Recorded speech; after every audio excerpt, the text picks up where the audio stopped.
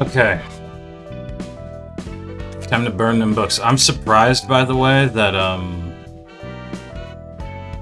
like... I'm surprised, because I haven't been looking at these. I've not been looking at these, really. I am genuinely shocked that, where the fuck is it?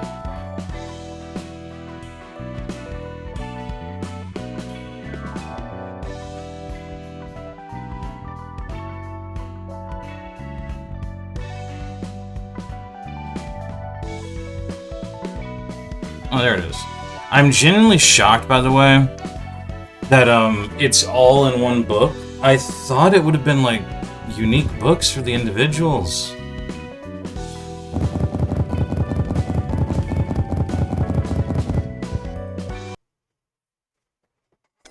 This just tells me that, you know, even as far as Imperitus Civitatis shit, you can just keep going and as long as you can, and even if you lose, you get everything.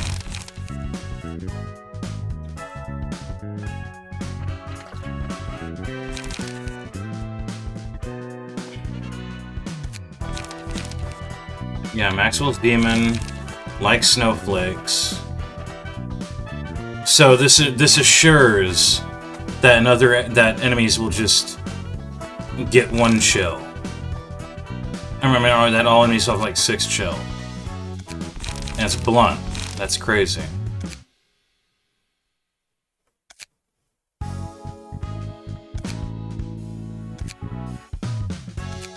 Hold on a sec. Okay, I was gonna say, does it have only 1 copy of this page? Can exist at a time? Yes, it does.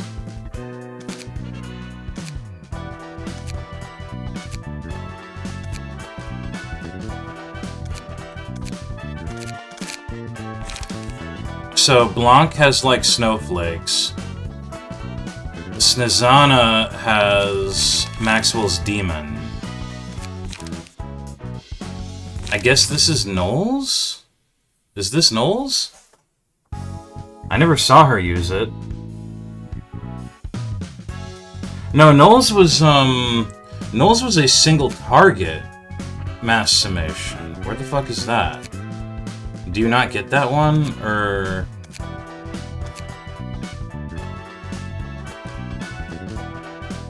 I guess not. I guess that's the version she uses in the fight, and this is the version you get for her, I suppose?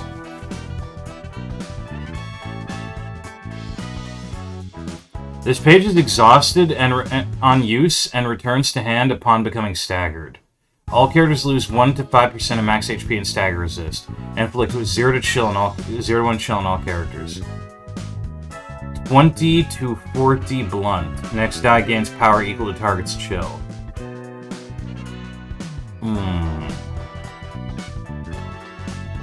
That's a mass summation. It's a damn fucking good mass summation. No, of course, it costs 7. And the Z-Corp agents are, of course, yeah, the purple tier. Blizzard of Blades, Cruelty of Winter. Oh yeah, Ice Shock. Oh no, this is the one I was thinking of. Mass Summation, single target. So I never saw Rose and Graves, which I'm kind of glad I never saw, because that's terrifying. That's fucking terrifying.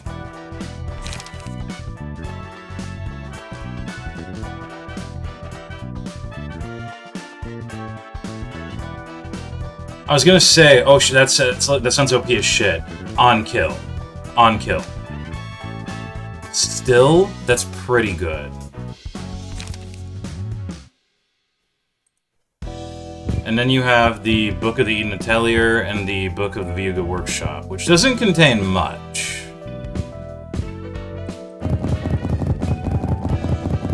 But I feel like this could be some good shit for a charge build. And the Viuga Workshop is, it could be interesting. We'll see. Yeah, this is good for a charge build. So the unfortunate thing about this is, I'm obviously going to want to use all 3 of the leader units on Ysad's team, which means I'm only going to have 2 free spaces. And I might want one of those to be Torm, but then that doesn't work. If I want the Eden Atelier in Yisat's team at all, I need 2 of them to capitalize on, where is it? Activate Force Field.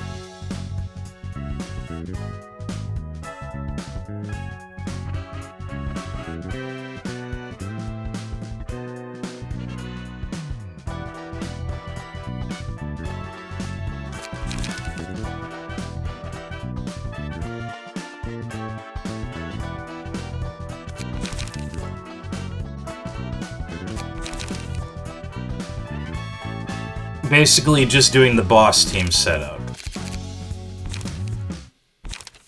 Draw a page, gain 8 force field, give all allies 1 protection next scene. Gain 1 charge and 3 force field, gain 1 charge and 3 force field.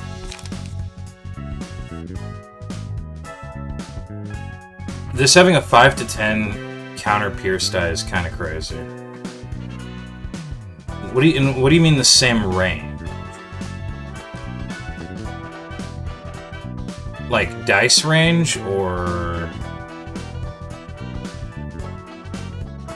like is it specifically dice range to ensure that you draw the same exact shit that you want to?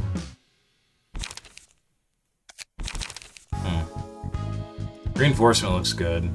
Restore light, gain 6 force field, gain 1 charge and 3 force field on hit. Spend 5 charge to boost the power of all dice in this page by +1 up to 4 times. Inflict 3 paralysis, 1 feeble, deal damage to each other equal to twice the dice power.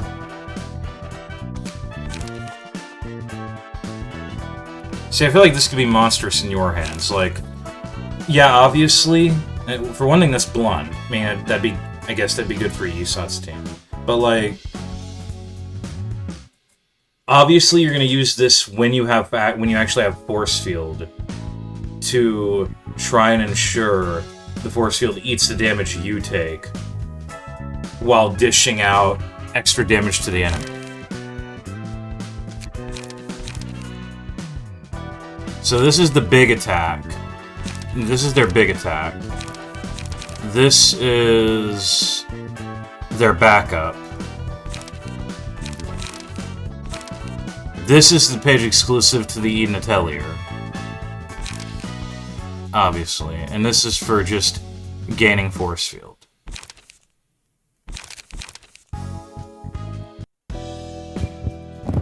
And then the Viewga Workshop.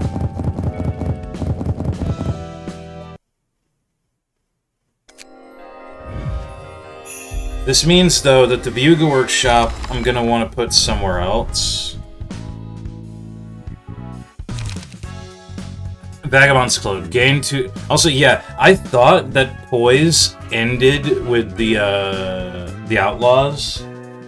I completely forgot about these guys. Okay, costs 1. For a 1 cost, this is an insanely good defense. By the way. Gain 2 Poise count. Inflict 3 chill to self. Gain poise equal to chill on self. Draw 1 page. Gain 1 poise count. Restore 1 light. Gain 1 protection. All on clash. Target's current die deals 2 less damage and stagger damage on hit. This is like the ultimate defensive thing with the drawback of chill.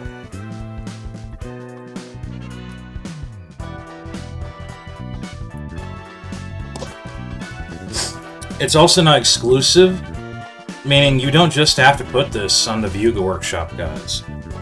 You can put it on the Z-Corp leaders who are innately immune to being completely immobilized by chill. Tumble Away is also okay as a last-ditch backup defense, but I think I would rather just use Vagabond's Cloak and try to maintain it so I don't get to the point where I'm losing light.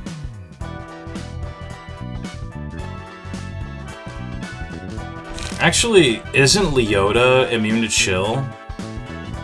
I could put this on Leota.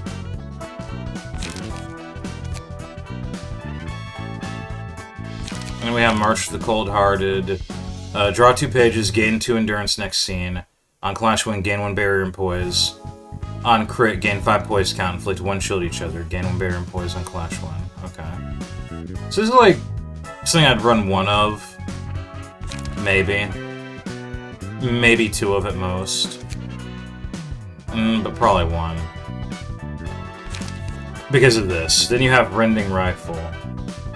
This is exclusive to the Eden, to the Vuga Workshop, I believe. This die is rolled 2 times. On crit, deal 4 damage, gain 3 poise. 5/12 blunt. Target's current die deals 2 less damage with stagger damage on hit. Single use on use, gain 2 poise and poise count. Start clash, all dice in the opponent's page deal 4 less damage with stagger damage on hit. Blunt. That's pretty damn good. That would be their exclusive page for the Vuga Workshop.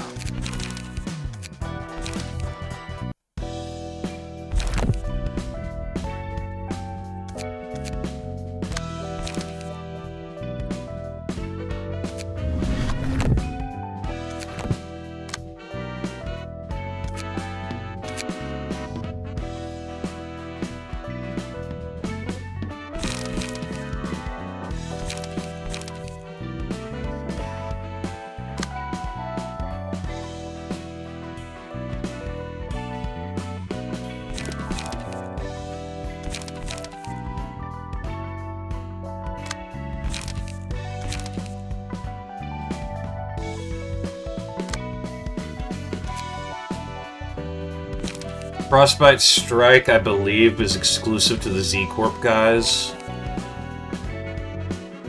Not sure about Permafrost Blast. No, yeah. That's a generic one. She exclusively gets Ice Shock and Rosengraves. Yeah, I'm really glad I never saw Rosengraves.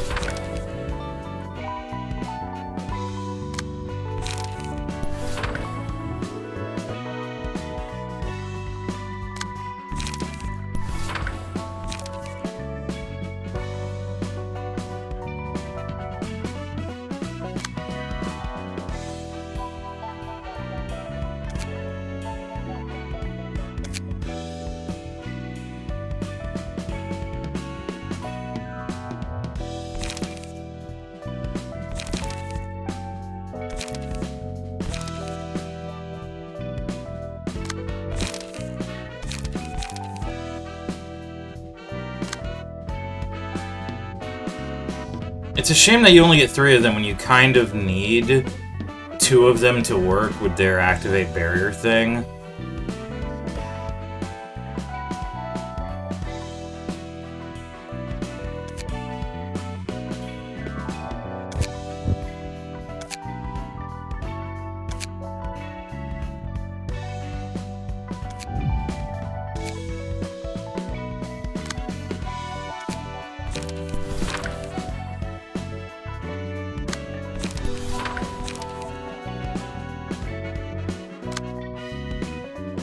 So we're gonna setting this up more later.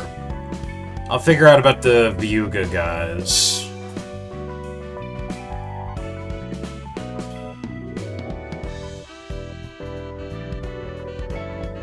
Thing is, I will admit this, I was thinking of like, nah, what if I just put 2 Vugas here or something else here, and put all 3 of the Eden Atelier guys in a proper like charge team on Hesed, or I thought about moving it to Gebra in the long run.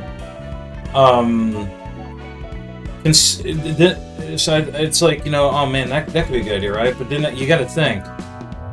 I gotta think here. I pour through those fuckers with the sheer force of numbers, trivializing all even when it would put up 60 or 100 barrier, because it's shared between, or force field, because it's shared between everyone.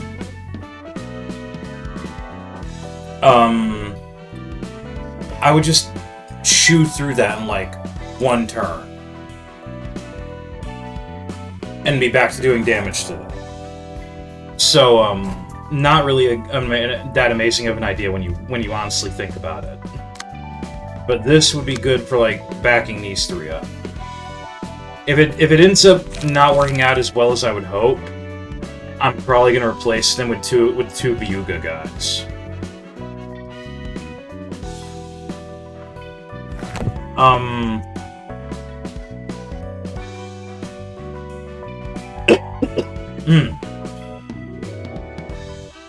I'm gonna go ahead and this is actually a new part, but I'm gonna end it here for now. And when I get back to, oh god, and when I get back to this, we'll finish setting this up and decide where I want to go next. So I was trying to do the thing I usually do last night, like really late last night, where I show off the build. I show off, like, how I've made all of this, for example, and I was constantly falling asleep and ended up just deleting that bit of recording. And then today I didn't do any progress in the actual store receptions for Citywide Revolt because I was mostly hanging out with friends, so I thought, I'll just mute the game and quietly work on builds while I'm doing this.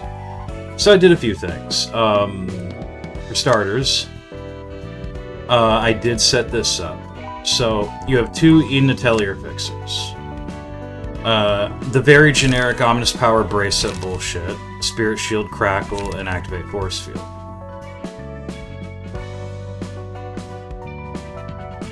Why did I choose Crackle again? Oh, I'm stupid. Spend 5 charge, not gain 5 charge. I thought that meant gain 5 charge. Never mind, hold on a sec. Never mind. So, charge.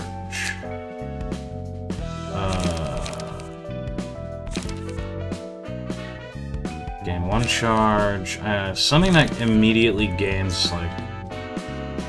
Something that immediately gains a lot of charge. Why did I do that? Charge. Trickling Power. See, you don't need to spend spare parts, but you can still gain the charge. It's only 1 cost. That alone gains you, like... Oh, and I did give them triple R-Suit, if they didn't already have it. Yeah, let's check. Oh, no, I did, okay. Okay, so... first these two. Would be... Also, I think I do need to quit the game to check integrity file, and check the file integrity again. So first these two. They have the same exact setup, because you do kind of need 2 of them for this. So this page is exhaust on use and returns to hand upon losing all force field. Gain 5 charge. If target is an enemy, gain 3 permanent haste. If target is an ally, lose 3 light next scene. Okay, here's the point. Spend 1 charge to gain 6 force field up to 10 times on Clash Tie.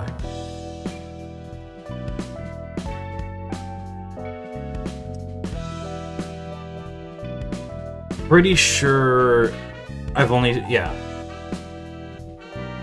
So, I've seen... oddly enough, I have seen this,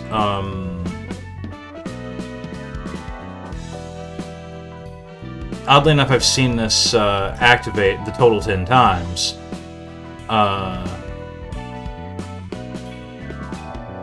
Yeah, I don't know. Maybe... I'll have to figure it out. I did some testing and some bullshit. Then we have Spirit Shield, because this is exhausted and doesn't return until you lose all force field. Otherwise, it'd be too busted. So then you have Spirit Shield, and Ominous Power and Brace-Up set up to keep spamming Spirit Shield. They have Imperfect Eden Barrier, the kind of thing that Euphina has from the 70s Section 1. Birds of Paradise.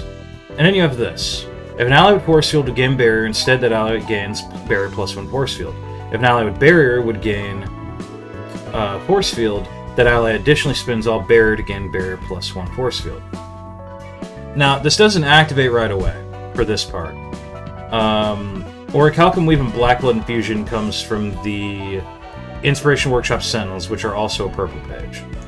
At the start of combat, this character has no barrier against 6 barrier. This applies every scene. At the start of the act, lose 25% of current HP and gain barrier equal to HP lost. At the end of the scene, recover 6 HP. That applies every scene. Not the start of the act, but at the end of the scene. That applies every scene. And then Triple RC. I don't really know if Triple RC was necessary, but yeah. The idea is they'll be constantly generating tons of force field for the 3 big guys in front. Now for the 3 big guys in front. They all have Speed Z. They all have Biting Cold. They all have Snowcap Striders. And they all have Frozen Shut. Snezana has Chamber Storage System and Conflagration. Blanc has Unending Cold and an Unrelenting Blizzard. And Null has Endless White Expanse and Shelter from the Storm. Reduce incoming damage with stagger damage from all sources by 1 for each unavailable speed die. Snowcap Striders, at least 2 of this character's speed dice cannot become unavailable. Basically, whenever they get Ice Splinter, that would immobilize them. Instead, they only lose the 3rd speed die. Unending Cold, upon successful attack with a character with 7+ chill, consume 1 shield and inflict 1 feeble, bind, and fragile next scene. And Unrelenting Blizzard, upon taking a lethal blow, recover 25% of max HP and reduce all incoming damage, including what activates passive, by 25 for the scene once per act. Afterwards, a speed die becomes unavailable for the rest of the act. Again, he has Frozen Shut. And then Conflagration, at the end of the scene, gain 1 charge for each character with Chill or Ice Splinter. At the start of the scene, this character is 20+ charge, spend 10 charge to restore 2 light, draw 2 pages, and gain force for the wildfire. Now, I gave Noel and Snezana Winter Soldier. I haven't given him anything else because I couldn't figure out what to give him. He has Chamber Storage System by default. Now, let's go this bit by bit. So, Snowfall Blitz restores 3 light and draws a page. It's also intended to be one-sided. Vagabond's Cloak inflicts chill, but also gives poise, and they don't have to worry about chill. Crackle is just a really decent one that I chose, because it inflicts 3 paralysis. Also, the deal damage to each other equal to twice the die's power is meant to be used while you have Force Field. Blizzard of Blades, which is... that's not something I think I want to clash with, but... yeah. Wasn't sure what else to give him here, so I went for March of the Cold-Hearted for page draw. Also gives poise count. I think everyone has Shatter. Gain power equal to target's chill, gain power equal to twice target's chill. And then his exclusive page, Maxwell's Demon. Combat start, double all characters' chill. Destroy all of opponent's dice on Clash Win. Inflict 1 chill for every dice destroyed. Every die destroyed. And a 7-12 block counter on Clash, inflict 1 chill. It also doesn't exhaust like the other 2. Now, for Mr. Blanc here, I gave him, instead of Winter Soldier, I gave him a more of a guarantee. Puppet Skeleton and Lion's Fist for +1 blunt dice power, and Smack the Weakness for +3 blunt damage. I gave him Harp specifically for Conviction, to boost the minimum value.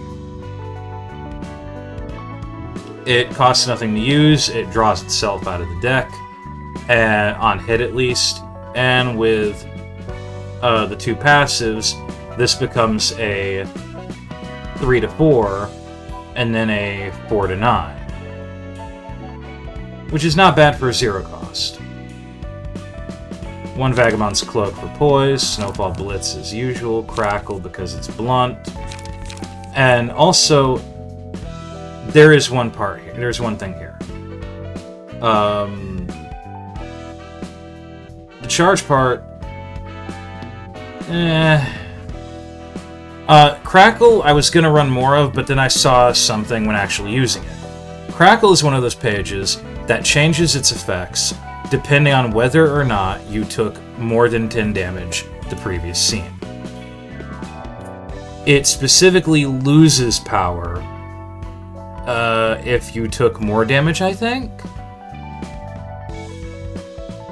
But the Puppet Skeleton Lion's Fist should offset that. Regardless, paralysis infliction. If it doesn't work out well, I'll change to something else. Maybe give him another Vagabond's Cloak. And put something else on Snezana. He also has Shatter, obviously, and like Snowflakes. On hit, inflict 1 chill, 2 to 3 blunt. That doesn't sound bad. That doesn't sound good, I should say. But after use, reuse this page against a random enemy with less than 6 chill. This means he will use it against, well, you saw the recording by now if you're still watching this. He uses it against every enemy that does not have 6 chill until every enemy has 6 chill.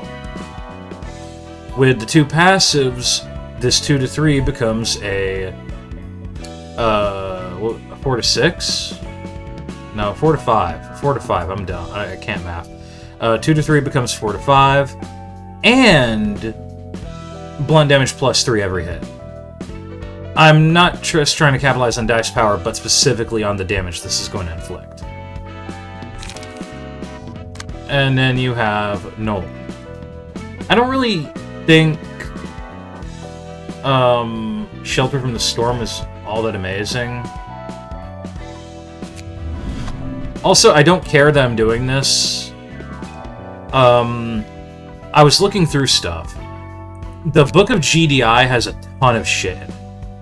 The refracted page of a Mammoth Tank, the refracted page of a GDI Commando, the refracted page of a... I don't know if this is from it. Buzzer Swarm, Missile Soldier, Zone Raider, Black Disciple, Confessor, Zone Trooper, Militant, Rifleman, all from the Book of GDI, which is technically a reception you're not able to actually access without some fuckery to the code because of a book from another mod, cross-mod content. I think you're supposed to need to access it. That technically you can't get anymore. Blah blah blah. I said fuck that and gave myself a bunch of these with Cheers Toolkit and dived into it. Now, some of the pages from the GDI stuff seem outright fucking unfair. And and therefore I chose not to readily abuse them. I am doing this though because sufficient ammo. And AP ammo. Dice clashing against this character's range combat pages lose 1 power. Upon successful range attack, deal 1 additional damage. Not too bad. And Winter Soldier, which means if target's chill or similar, boost power of all dice by +1. And I went ahead and chose combat pages. So 2 Snowfall Blitz, 2 Vagabond's Cloak, Sinner's Choice. This is the only one I'm concerned about. And I say this because I'm pretty sure this is from one of the Ruinous Library books that I fucked around with and just looked through temporarily, just for a little bit before going back to being, more serious about my playing through this. I legit don't. It pretty obviously seems like it's from one of those. I went ahead and slotted this in because it's a 1 cost. Plus, there's not a lot of Rupture, even though I'm pretty sure the Rupture won't actually do anything here.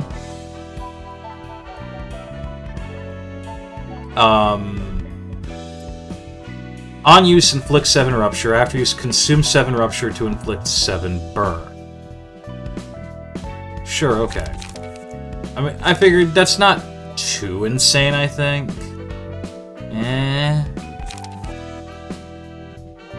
Troubleshooting. During a clash, if dice on this page run out before the dice on the opponent's page, move a die from the counter queue to the dice queue, max 1, on use draw page. And inflict 2 bind and rupture next scene. Inflict 2 bind and rupture next scene. On clash win, recover 4 HP, inflict 1 burn. Burst fire.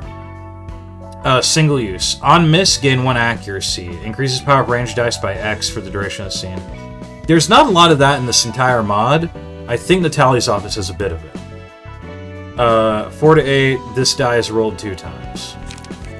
And then the 2 exclusive pages. Ice Shock. 15 to 20, on hit, inflict 2 chill in 1 shot, which again is something you don't see very often.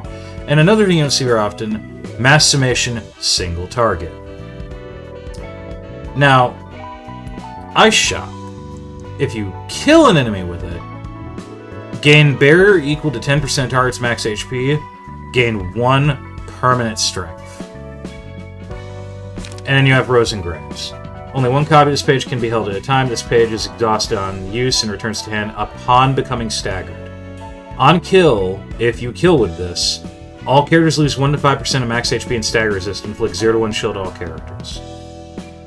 On hit, and next die gains power equal to target's chill, 20 to 40.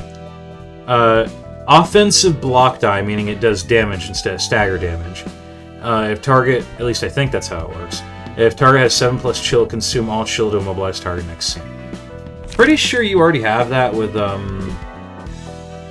yeah. Biting Cold. Oh no, oh, never mind. Never mind. Biting Cold is what inflicts Feeble, Bind, and Fragile. So there are specific things that'll do that. Anyway, so that's that. So this is the setup. Now, I did a couple of other things. I moved Nikolai to here, and I set up the purple tier in a weird way.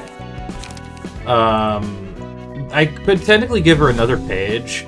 I gave her the triple R suit, Noggle, and Sooty Thwack and Puffy Brew. Boost stagger damage dealt with attacks by smoke times 10%. This is because I gave her multiple different setups. So for guard, now I don't remember what the other stances do by default beyond boosting the power of their respective archetype by +2. So +2 slash, pierce, blunt, +2 to block power. It's block power or defensive dice, period. So what I did was a charge build. Funny overcharge. Gain 10 charge and become immobilized next scene. Immobilization is a status ailment. The one thing I always remember by default is that guard stance makes her completely immune to all status ailments. So you have HV conversion, spend 6 charge to restore 3 light and draw 3 pages. On clash win, inflict 1 paralysis. You have calibration. I think this is also another one. This or energy barriers, another one that changes based on whether or not you took a lot of damage. Draw a page, gain 8 force field, give all allies 1 protection next scene. Gain 1 on clash win, gain 1 charge and 3 force field. On hit, gain 1 charge and 3 force field. And an energy barrier. Spend 2 charge to gain 3 barrier up to 5 times. If 10 charge was spent, transform all dice on this page to offensive dice. On clash win, draw a page. On hit, draw a page. Then there's crackle. Spend 5 charge to boost the power of all dice on this page by +1 up to 4 times. Energy strike. Deal 4 stagger damage to self. Spend 3 charge to deal 8 stagger damage. So I figure that's good. Blunt. Smoke build. So 2 guidance of gears, 2 smoke blow, trace fumes, 2 steel knuckles for page draw and blunt, smoke prick, and deep drag. Pierce. I did take piercing strike from the gold mist shit. I don't really mind. I decided to set her up as a nail and hammer. So we have 2 Brace Up, 2 Piercing Strike, 2 Nail Pen, and I just decided to go ahead and put Venomous Fangs in Jamadar. Because as parry, that turns that into block dice if it loses the clash. If the value of the die is less than the one it clashes against, transform into a block die, yeah. And then Vigorous Hammering. Oh, shit. Alright, yeah. So, yeah. And then we have Vigorous Hammering. And then Slash. I wasn't really sure what I wanted with Slash. I'm gonna have to figure that out. I just went with Gold Mist stuff and then Razor Buzz. That's also from the GDI stuff, I think. The Buzzer Swarm. Upon each successful Slash attack, this scene inflict 1 Rupture. This die is rolled an additional time for every 10% of max HP remaining. Yeah. That's kind of disgusting. Especially if you use it with Hellfaller.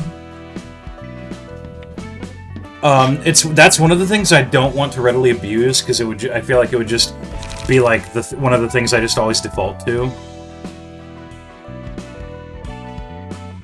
But, yeah. Again, I just did this for fun. Purple Tear is usually one of my favorite key pages to mess with. And, then there's Hesed. It's why I moved, Nikolai to Gebra. So, you have, well, first off, you have this. And I'm thinking I'm gonna actually take these off.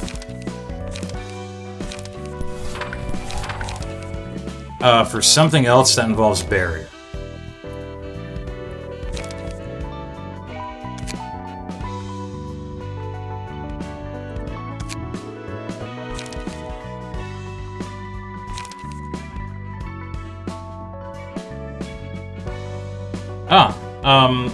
That shouldn't be a problem at all with Black Blood Infusion.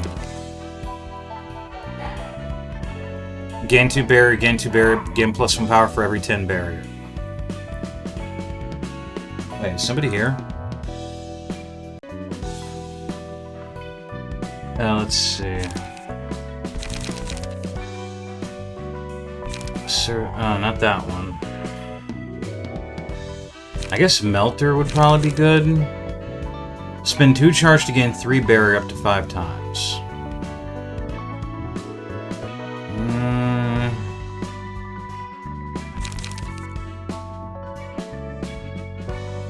Does he even get charge? Now I think about it, no, he won't. He wouldn't get charge. Huh. I guess I could give him 2 Wallop.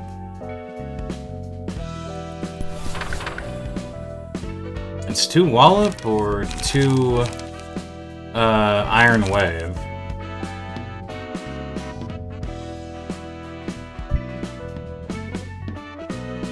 That getting power for barrier is kind of shit, because you wouldn't get barrier.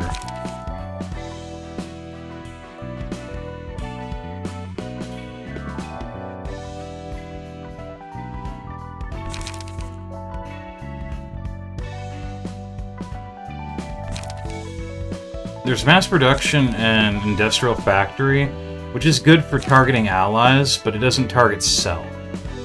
And yes, there is something that can target self. The idea is basically the same. Use Spirit Shield to rapidly tame mass amounts of Force Field.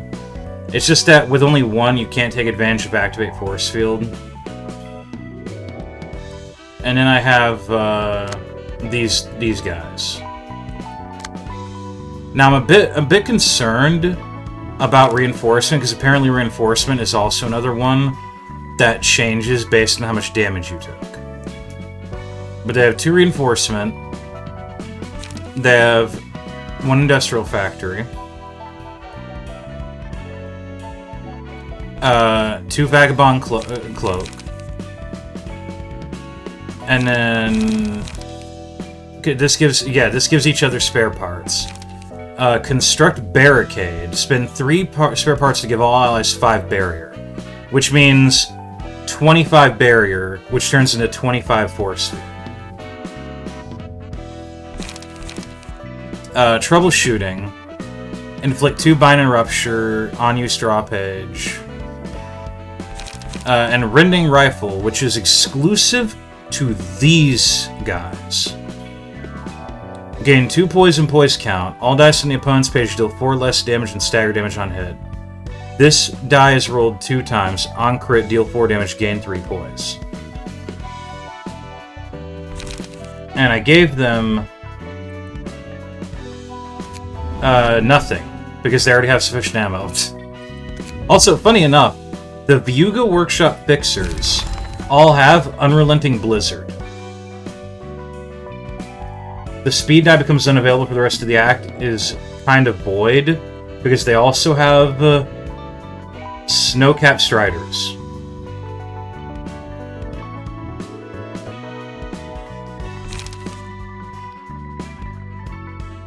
So, yeah.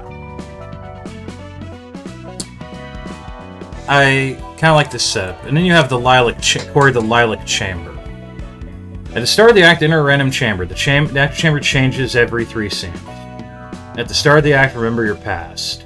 He basically gains a new passive for every one of his past versions. Chamber storage systems. And then I give him something from one of the GDI stuff. Don't change resistances when staggered. Take 20% less damage from status ailments. At the start of the act, gain 5 charge and recover 10 HP. At the start of the scene, gain 1 charge and recover 2 HP. At 50% of max HP or below, gain 2 charge and recover 4 HP every scene. I think that's every scene. Combat pages whose default type is range do not exhaust, which I'm surprised he doesn't have.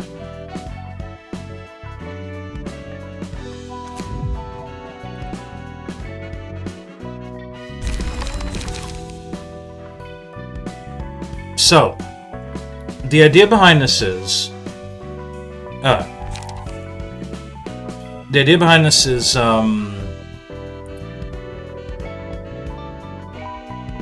he changes involuntarily. You can't control what he changes to. And he has a ranged only, a melee only, and a hybrid only. And if you're wondering what these are, I'm not quite sure what this shit is supposed to be, but if it has those 3 swords, it is a page that can be used even if you can only use range pages, is what I've discovered. Now, just like with the purple tier, each of these has its own effect. For the ranged only bookshelf, at the start of every scene, you get two random ammunition pages are added to hand. For the melee only shelf, at the start of the scene, not the start of the scene, I think it's like dice power +1, and you inflict aroma every time one of your attacks hits an enemy. And then for hybrid, if I remember correctly, it was... because I did some testing today, so I looked at all the different chambers effects. I believe it was you gain 2 or 3 charge and 1 spare parts at the start of every scene. So for range, we have 2 Ray Cross because light restoration and charge gain. Scarlet Rays. Spend 3 charge to draw 1 page. 5-8 block, 3-9 pierce, 2-6 pierce, inflict 1 burn, inflict 2 burn. Serrated Rounds. Discard 2 ammunition. If less than 2 ammo is discarded, exhaust this page. Inflict 2 bleed next scene. Troubleshooting, which, is rupture. I already discussed that. Don't need ammunition for that. Desperate Fire. Single use, on clash, lose, take 3 stagger damage, recycle this die up to 2 times. Alright, 1 to 3 stagger damage. This die is rolled 3 times. On hit, recover 1 stagger resist. Very good disarray. Gain 6 charge. All dice on this page lose 3 power. If user took less than 10 damage, draw 2 pages.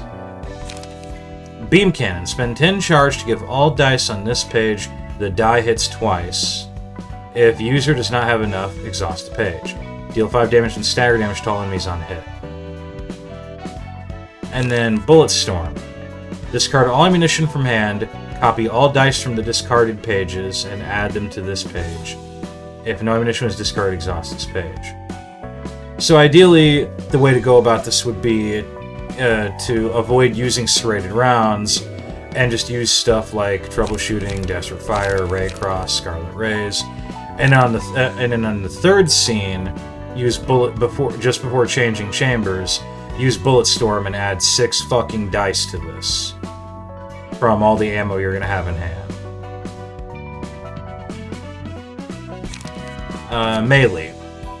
Raycross as usual, trickling power. Draw a page, spend 1 spare parts to boost the max value of all dice by +1. Gain 2 charge, 2 charge, 2 charge. Thing is, this is something I would still only use on a one-sided because of how low the dice rolls would be in the first place. A 5-4-4 is still kind of shit. On use, draw 1 page, gain 8 force field, give all allies 1 protection next scene. I believe this is the one that changes. I'd have to look into it. But it's more force field, and it's page draw. Manufacture, gain 5 spare parts. On hit, gain 1 strength. Next scene, on hit, gain 1 spare parts. And then construct barricade, spend 3 spare parts to give all allies 5 barrier. Now, I've said this before, I didn't know if spare parts and charge carried over. They do. I was wrong. They carry over between chambers, meaning that you can try and set things up. It's still pretty luck-based. Restore 1 light, draw a page, inflict 1 bind self. Next scene, target current die deals 2 less damage and stagger damage. Ray cross, trickling power, calibration. Again, Sinner's Choice. Infrastructure of the city. Cannot be redirected, target ally. This page is exhausted on use and returns to hand upon reaching 20 spare parts. Spend 20 spare parts to add energy core to target's hand. And then Power of Creation. Mass individual, target ally, and cell. Or cell. Cannot be redirected, can only be used at emotion level 3 or above. On use, spend all charge and spare parts to shuffle Nadir Elucidator into target's deck. It gains bonus effects depending on the charge and spare parts spent. No idea what this does. No idea whatsoever what that does, or what the energy core does. I am gonna have to find out. So that said, let's continue with our little thing. Next up, we have, since I'm trying to at least keep some semblance of, we have the Court Council. Unfortunately, Autumn's reception isn't in the mod proper yet, but Book of Winter, Spring, and Summer, and you get access to these guys. I showed them off a bit when I was showing off virtually everybody. So, you know what? No, I want to play around with this. We can try to rely on the Z Corp team later. So these guys are all using stuff that other people use. So Frost Shield, Sunray, Elegant Riposte, and Long Winter. And then they have Sigil Work, which is their thing. Reactivates a random allied sigil at the end of the scene. That's a pretty big on hit, inflict 1 paralysis. Can use range pages. Gain access to the Spell Weave. At the start of the act, summons a sigil. Gain a speed die for every active sigil. Can't overlap. Gain access to the Spell Weave. When using Spell Weave pages, gain additional effects based on their cost. 0, restore 1 light and draw 1 page. 1, restore 2 light. 2, gain 2 protection and stagger. protection next scene, 3 draw a page. 4 gain 1 strength and endurance next scene, 5+ no effect. They take normal damage from everything, but they endure all stagger resist, but they have low stagger. So let's have fun and see how this works.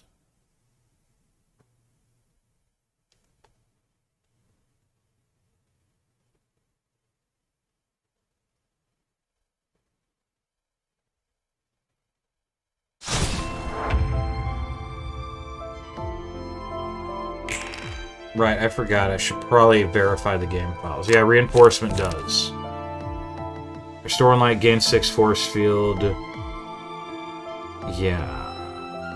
Real quick, what about the other stuff?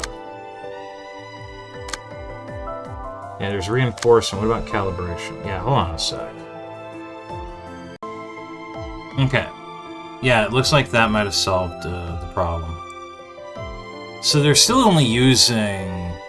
Yeah, they're using Spell Weave, but they're still only using, like, what they already have. Which is pretty basic stuff. Any of these. Sigil of Summer. Sigil of Autumn. Does not act, cannot be staggered, HP does not fall below 1. If HP is at 10 or lower, become inactive. If no non-sigil allies are present at the end of the scene, this is destroyed. While active, all non-sigil allies gain dice power +1. Upon a successful attack, inflict 1 to 2 bleed next scene.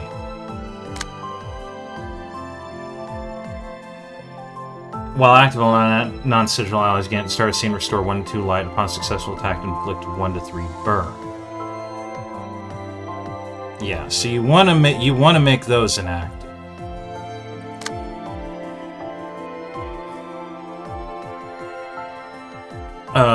Melee dice power +2, and then it's range dice power +2 for Chamber of Guns. So cannot play ranged combat pages. Upon each successful attack, inflict 1 aroma. Yeah. Still gets 6 chamber charge.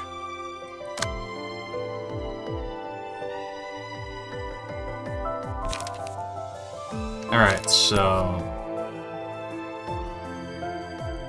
Since I'm trying not to be a combatant with this guy, which is looking like it's going to be pretty fucking hard, we're going to do this.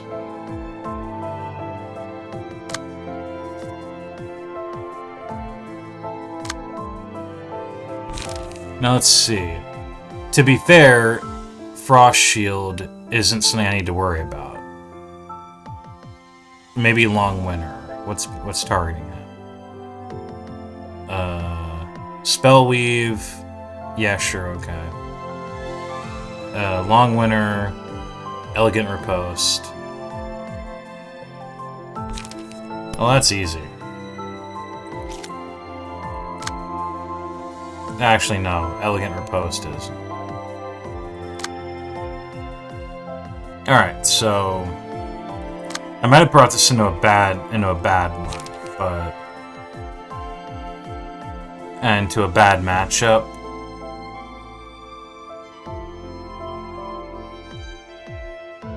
I like that the sorcerers are still...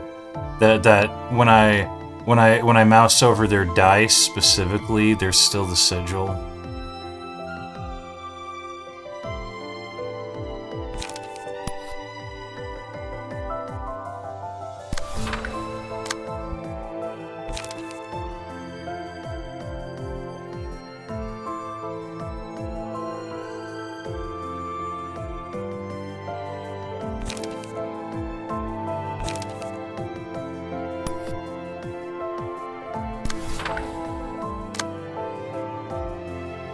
You're getting targeted by that. That's not a big deal at all.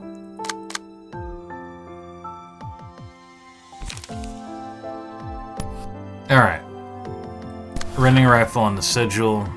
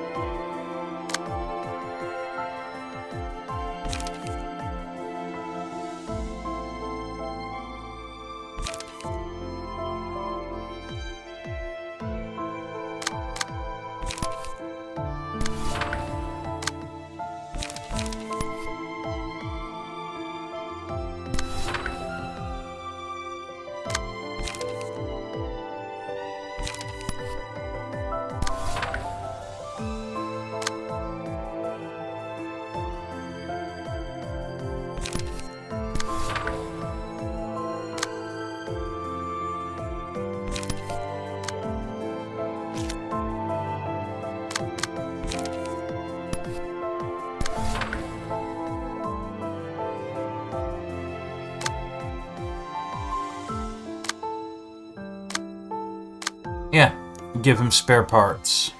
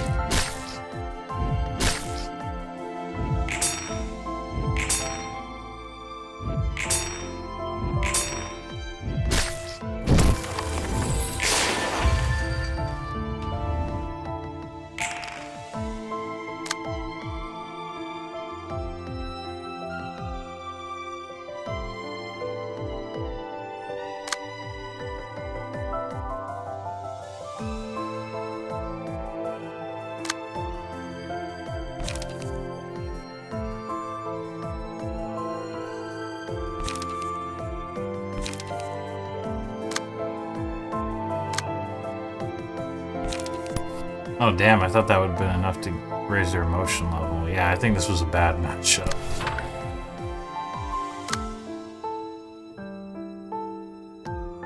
Sigil work. Reactivate a random sigil.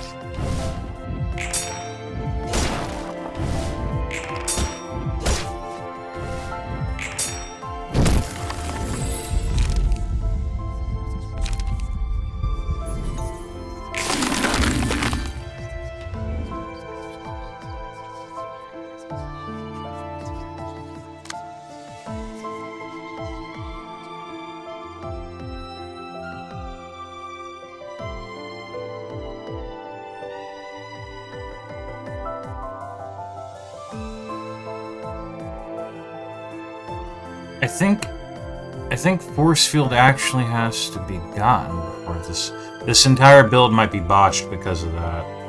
Because of how that works.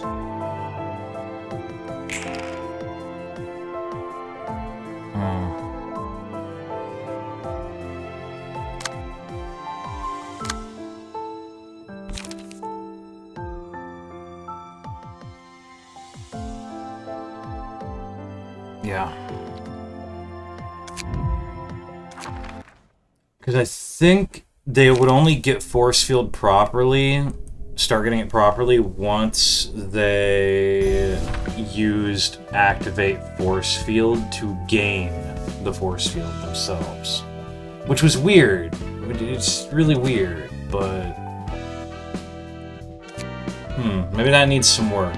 I do want to actually use the Buga Workshop mixers. I think they're cool. I think they're really cool to use. We're gonna try this.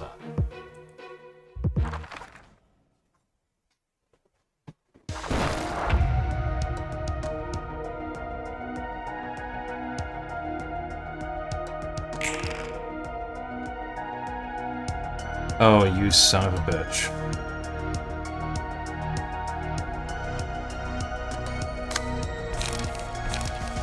That's fine.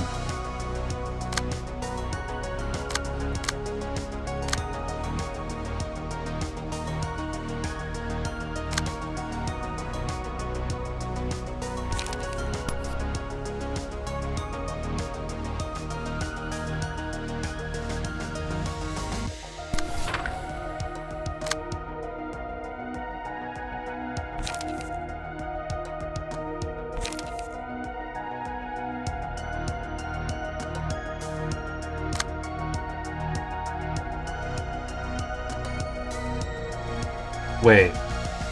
Die number 1 in Spelly was a Pierce die, 3 to 6.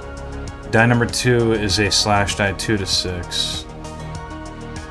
A Pierce die, 5 to 8. A Block die.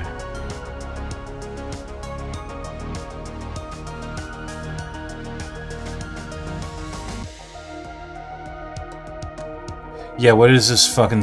What is this weird-ass bellweave shit? Come on.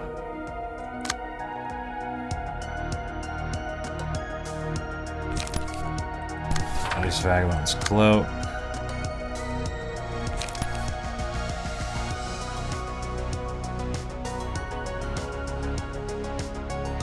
That's a lot of counter. That first counter down Frost Shield's kind of bullshit, I'm being honest.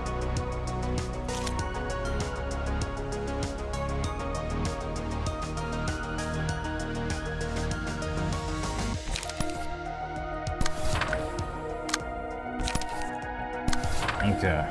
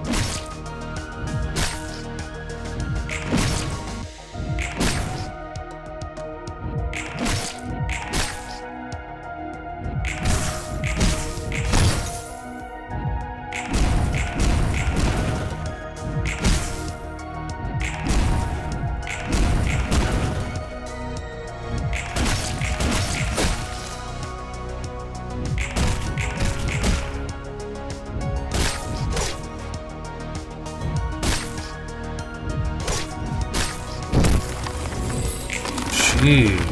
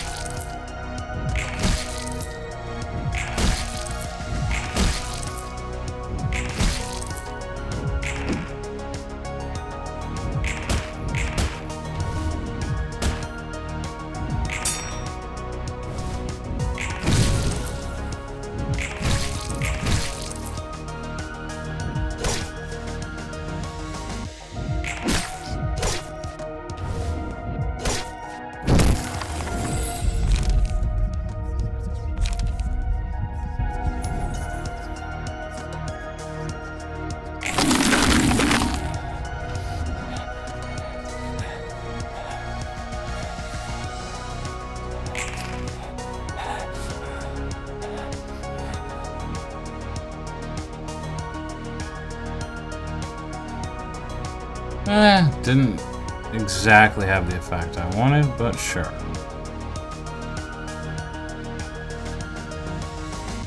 Now,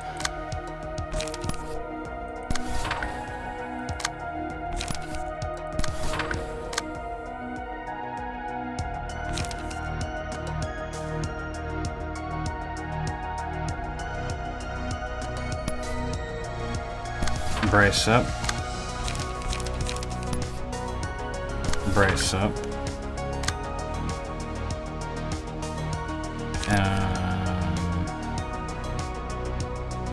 Boom. Boom.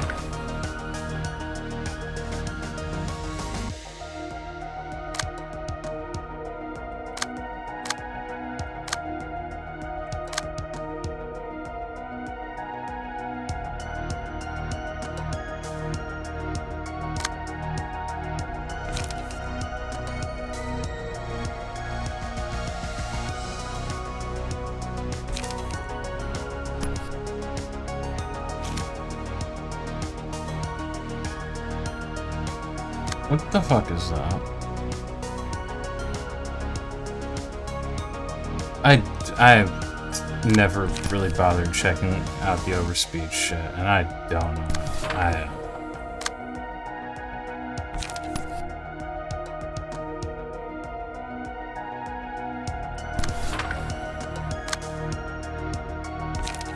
What is this shit? It's changed when this character has less than 4 chill.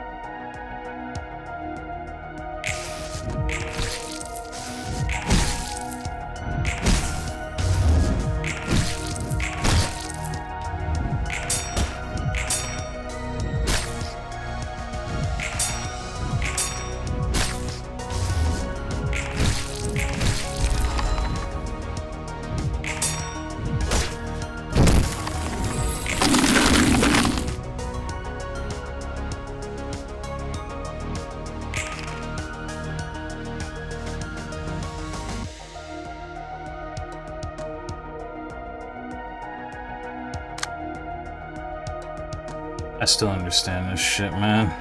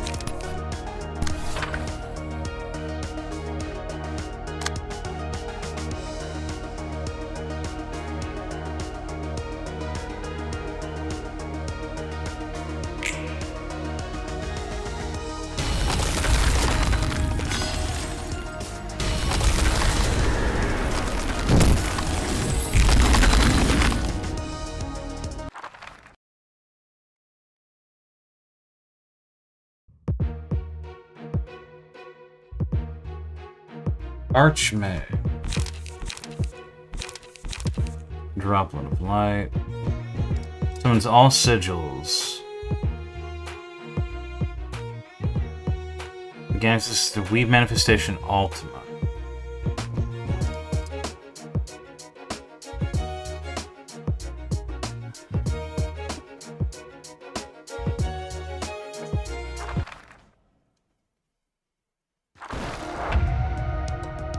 So this time you're fighting this.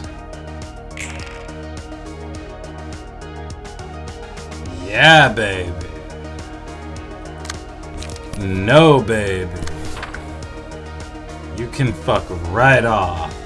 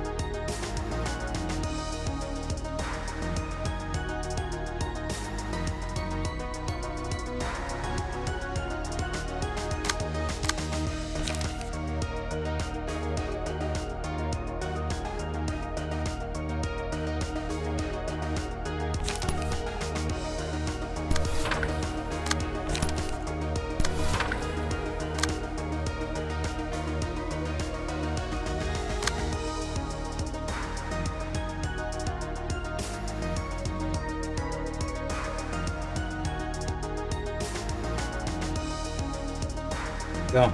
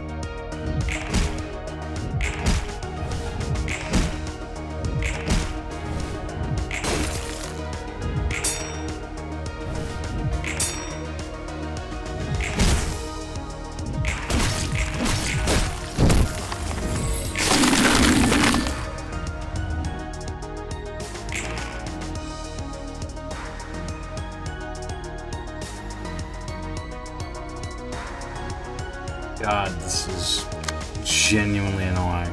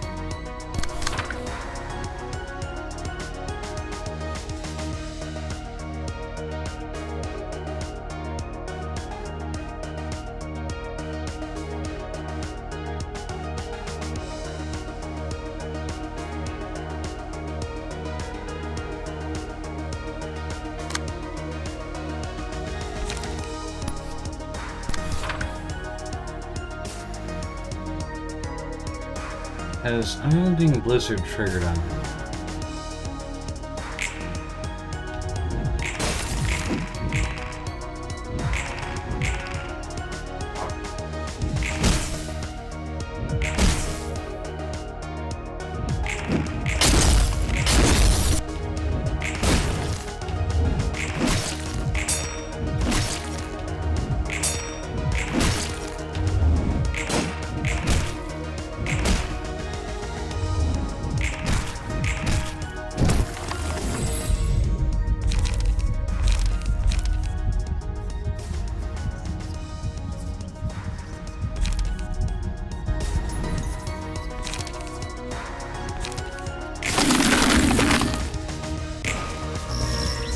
Oh hey, Solemn Lament.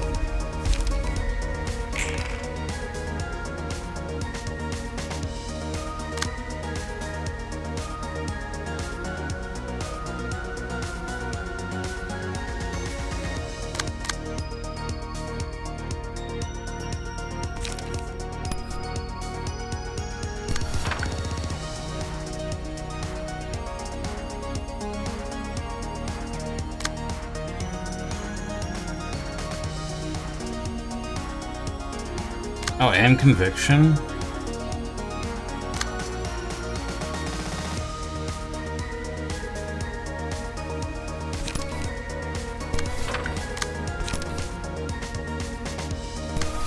Oh, he doesn't have Spell Weave for some reason? That's fucking funny.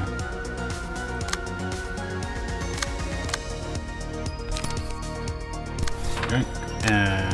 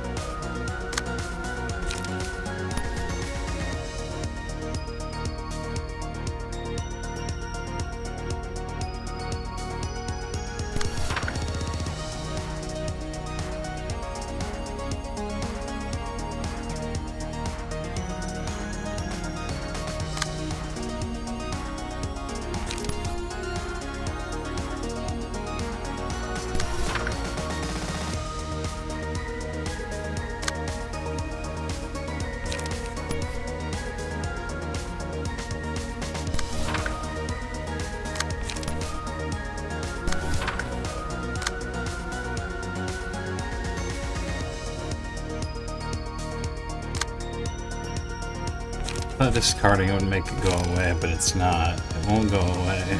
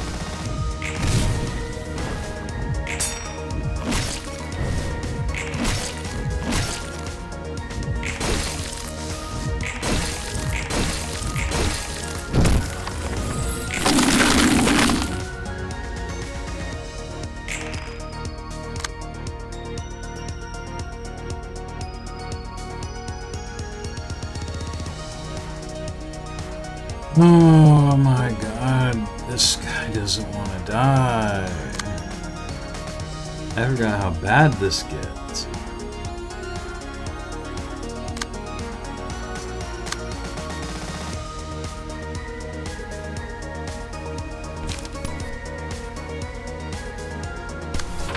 Like, he's always reactivating one every single fucking turn.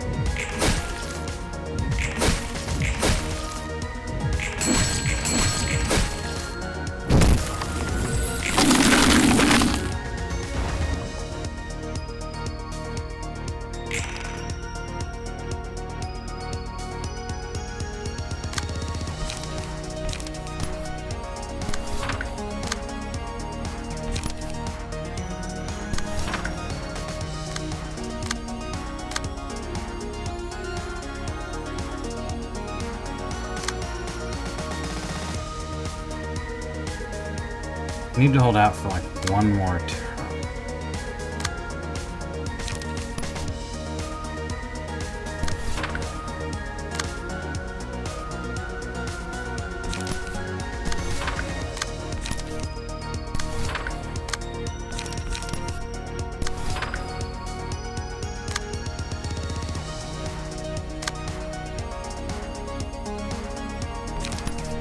No, there we go. Ice Shock.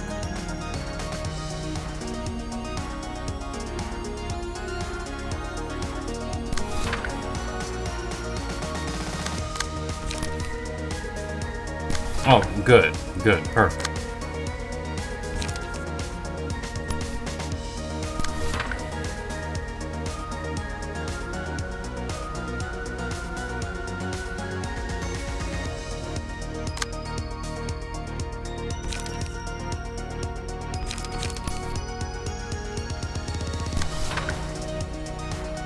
I like that the damage he would be taking from all these entropies is being eaten up by the force field, by the way. Like, don't think I haven't noticed that.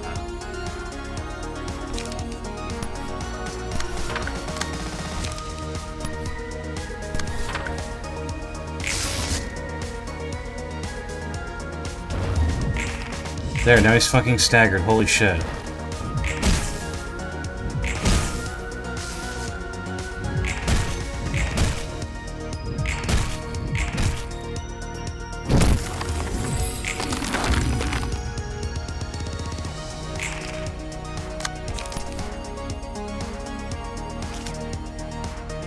Wait, not that. Solemn Lament.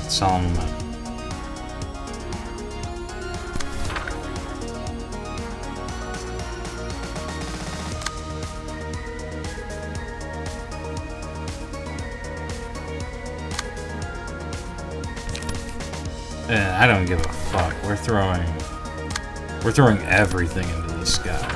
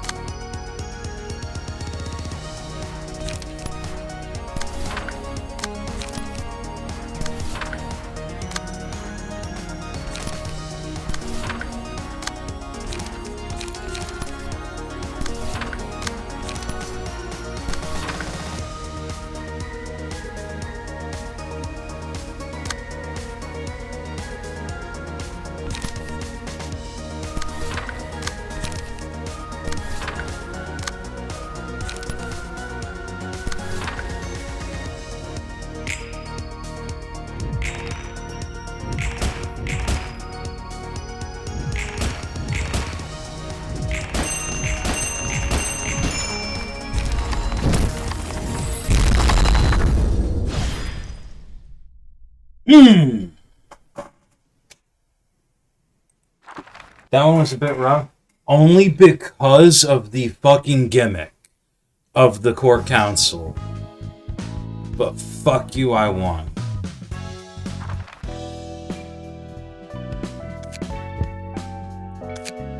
Now, unfortunately, I don't know if we're actually going to bother with the court council. You don't actually get a lot from this.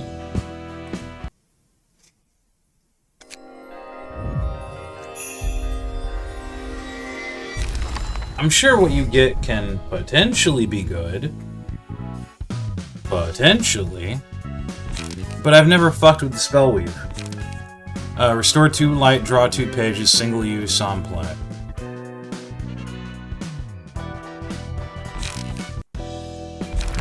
So, screw it. Let's test it out.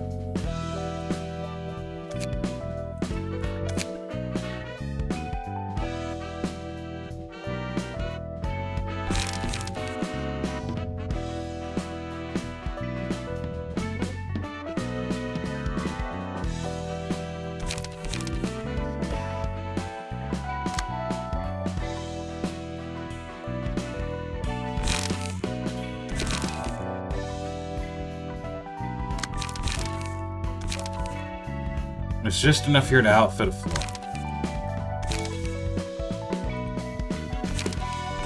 Oh, whoops.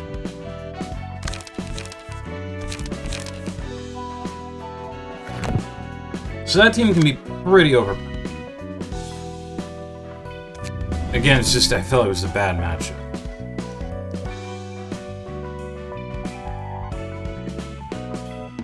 Oh, Inner Fire. That's cool.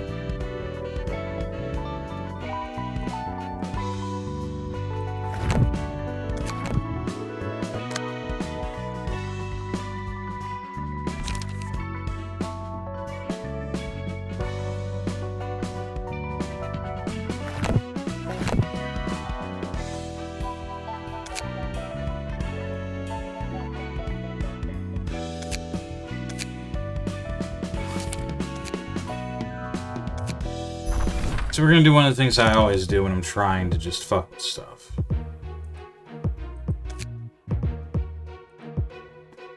Now going in with an empty bookshelf should mean that I just have a bunch of these, yes. Okay.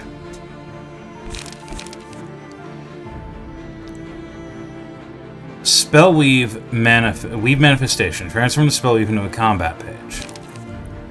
Add a blunt die, 5 to 10, on hit, deal 3 stagger damage, recover 3 stagger resist to the Spellweave.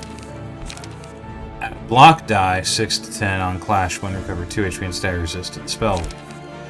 Add a counter slash die, 4 to 8, to the Spellweave. And the Spellweave is different for all of them. It is completely random.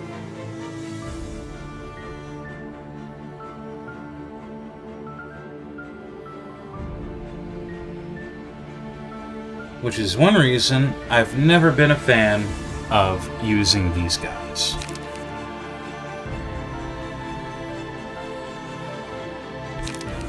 Slash, Overspeed, and Waltz.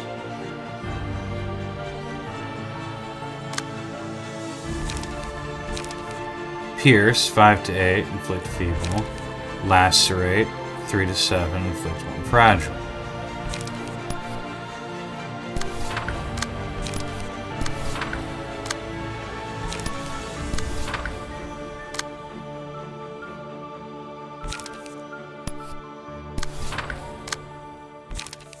So then you have the Spellweave.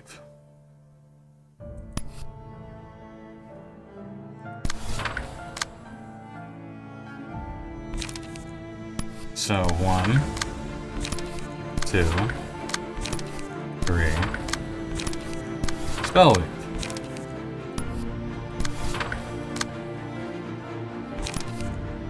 One,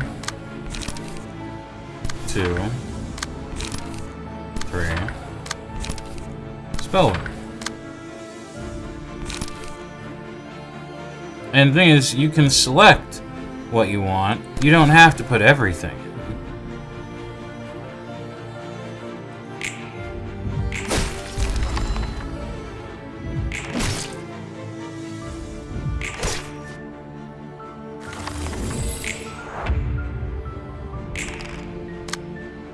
And you get a few more every turn.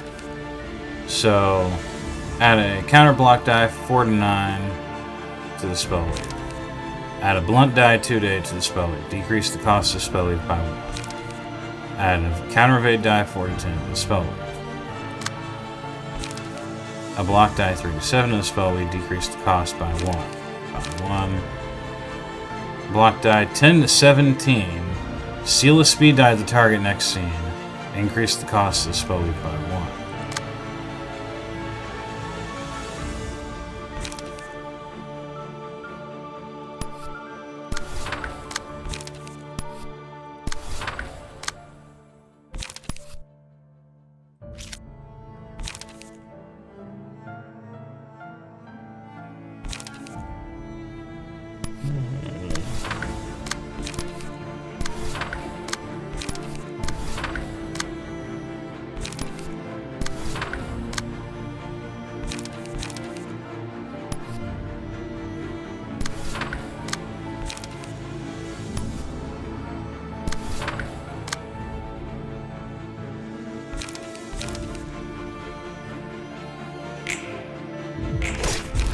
So it's really cool stuff. And it's something I can see myself playing around with. If nothing else, I can absolutely see myself putting the Archmage somewhere in a team. But I don't see myself running a full team of these guys. It seems way too annoyingly hit or miss when you're relying entirely on chance. So that said,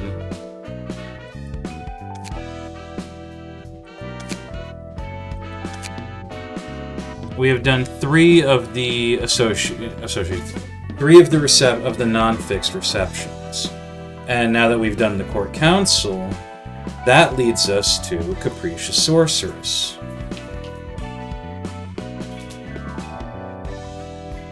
There's still 2 more to go. There's still 3 more to go, 2 of which are more aligned onto the chart here. The Forgotten Association and T-Court.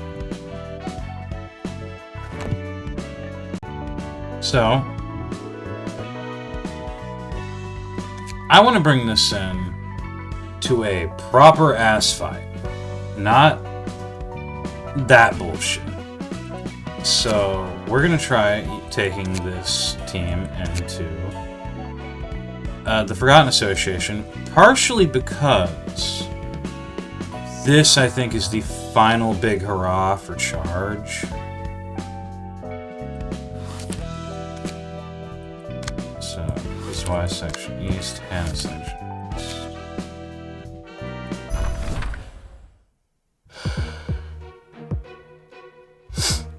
And these guys got some shit.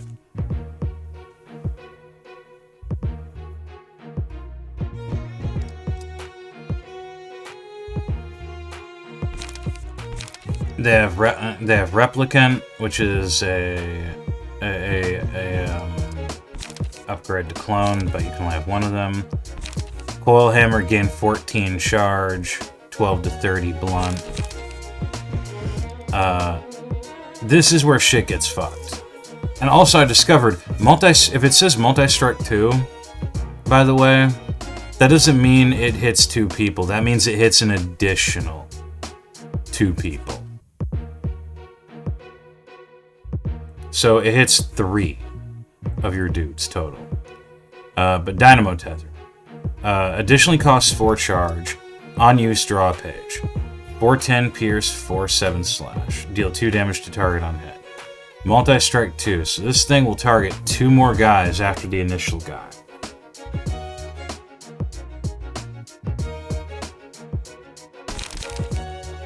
And then you have Svetlana Quake, which targets 1 additional person and 1 additional speed die on the... I'm assuming best case scenario only an additional speed die on the first target. Worst case scenario, an additional speed die on both targets. And then of course you have Cascading Tempest, which means you're hitting the same motherfucker. By the way, that's 3, so you're hitting the same motherfucker up to 4 times.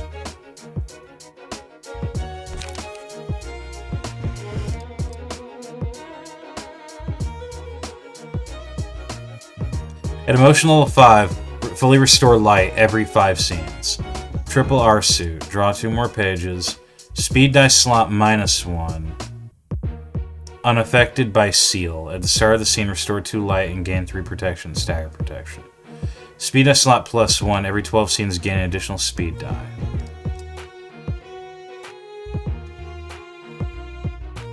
So, I might have a chance if I fuck them up early on.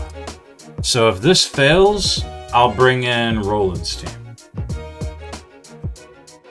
Because this is a team that needs a little bit to get their engine going.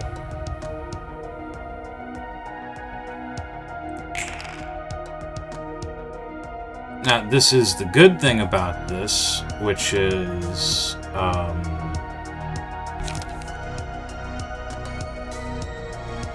11th hour. The cost of this page cannot be changed. On use, gain 8 charge, Reduce the cost of all pages in hand and deck by 1 until used.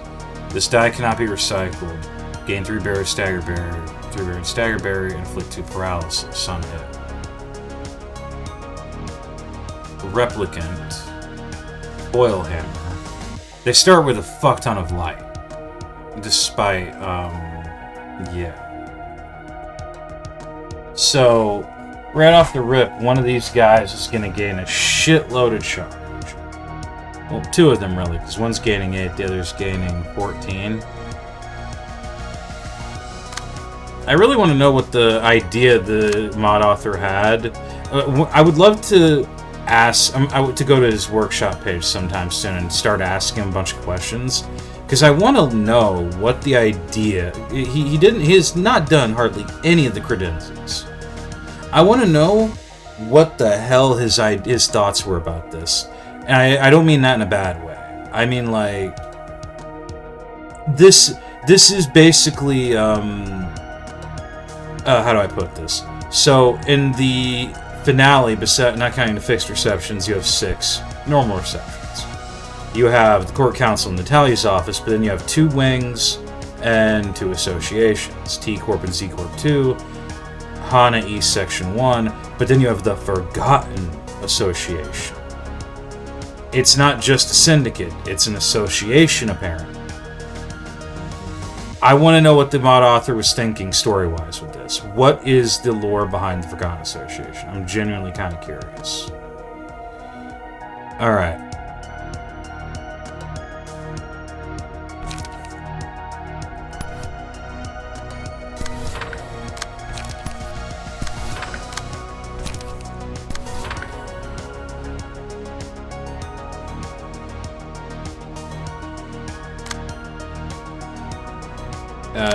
That dude's using coil hammer. That's a 12. That is a 12 to 30. I ain't fucking doing shit against that. I guess mitigate damage with Blizzard of Blades, and that's about it. And then go ahead and use Snowfall Blitz.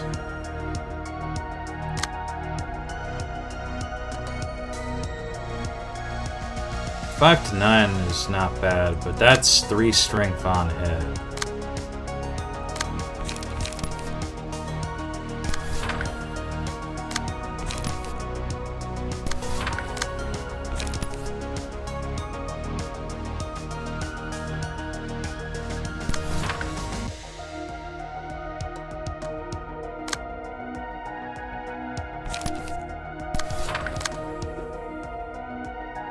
Uh, 7, 12, 5, 9. Yeah, let's do troubleshooting.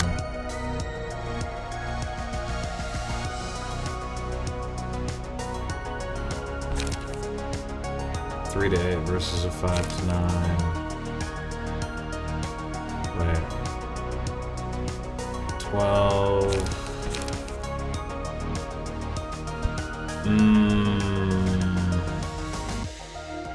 I mean, I could destroy it. No, she can't. She can't. Oh, damn.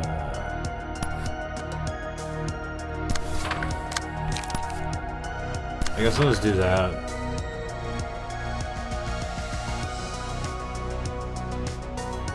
Alright.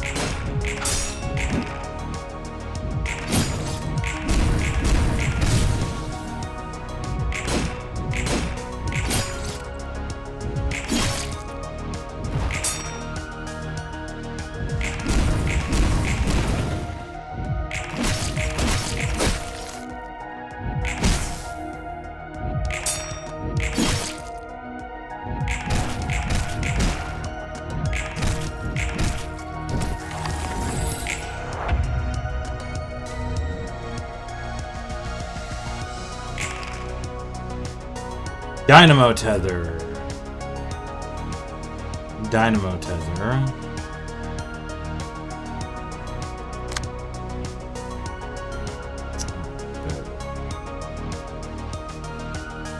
And they're using 11th hour.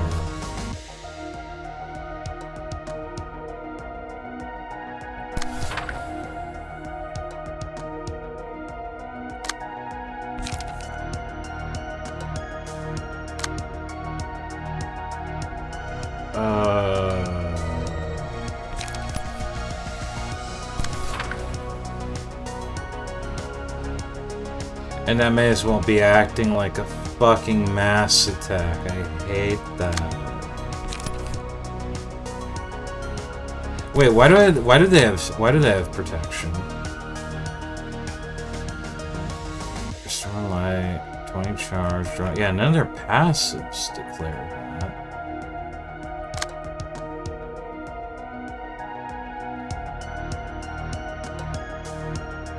I'm confused. They don't have anything saying. Oh, at the start of the scene. Yeah, so literally they just gain protection every scene. 3 protection, stagger protection every scene, which is kind of cracked. Okay. Honest power and honest power. It's okay, because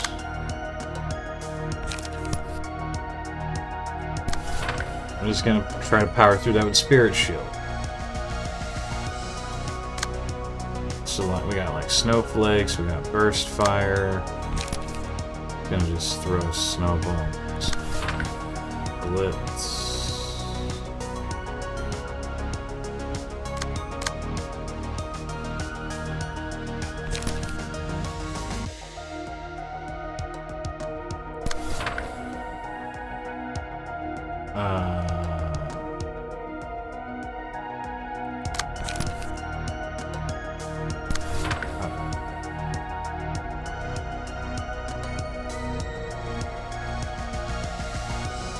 Yeah, they barely took any fucking damage for everything I did.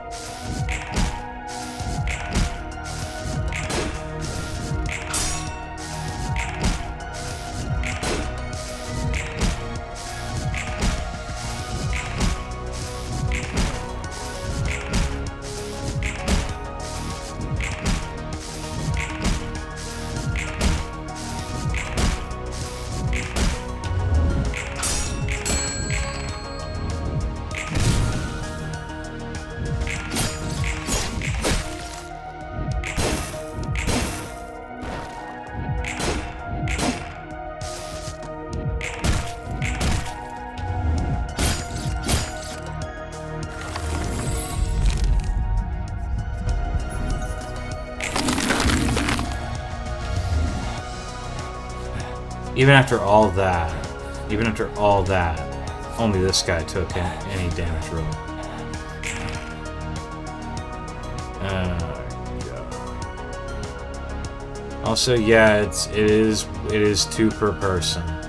It is 2 per person. Fuck.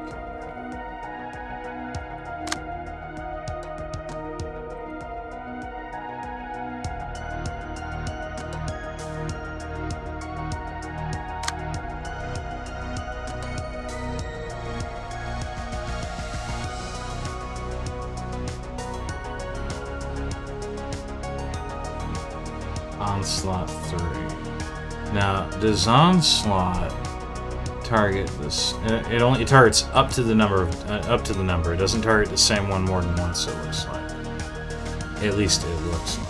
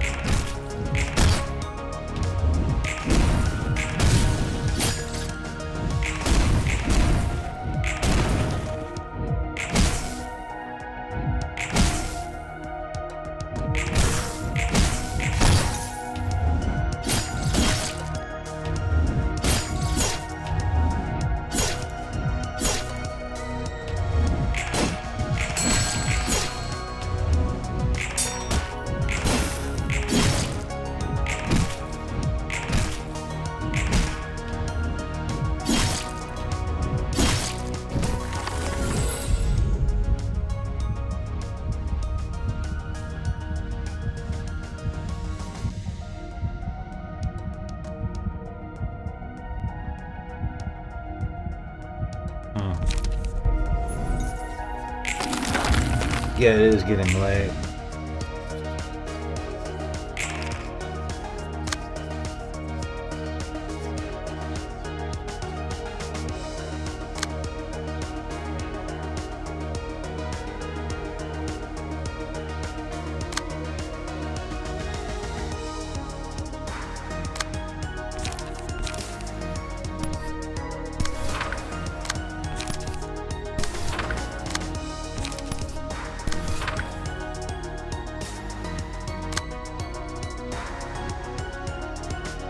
Dynamo Tether, Cascading Tempest, and then Coil Hammer.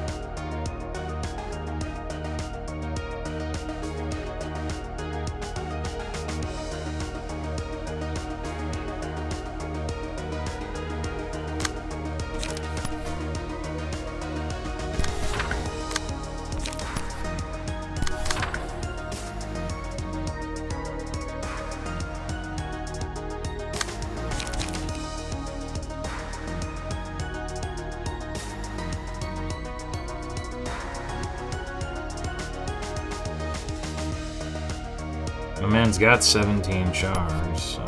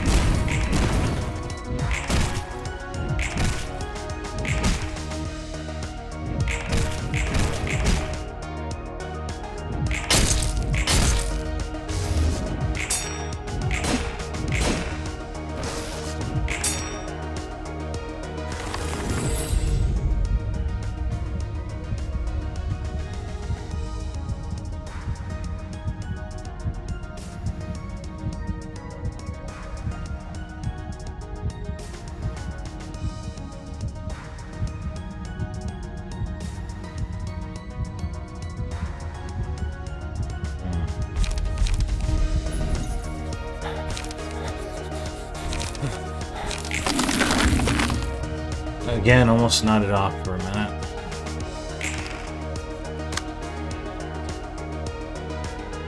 Let me just,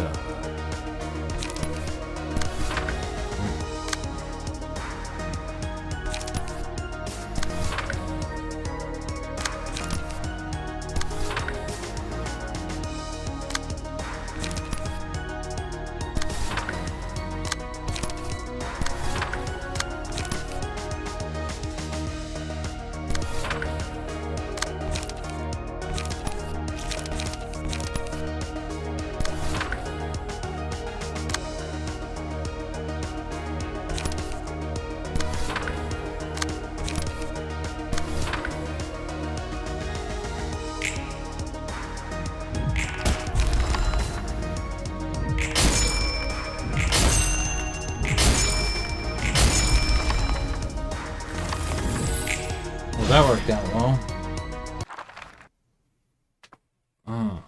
Let me guess. It's a floor of 5 dudes this time. Oh no, but our team is there. Okay. Svetlana Quake. Ruin Drive. Gain 4 charge, reduce the cost of a random page. Is that something they had? No, it's not. Dynamo Tethers, Svetlana Quake. Coil Hammer. 11th Hour. Speed dice slot +2. Every 12 scenes gain additional 1. All dice on every 12 combat page used gain +1 to 2 power, and on a hit reduce the cost of another page in hand by 12 until use. Okay. Speed dice slot -1. Attrition Protocol, Battle Ready, Triple R Suit, Adaptive Armor. Doesn't change resistance while staggered. He's gonna be the bitch. Also, to deal with. Also, an effective against Pierce, so it's fine.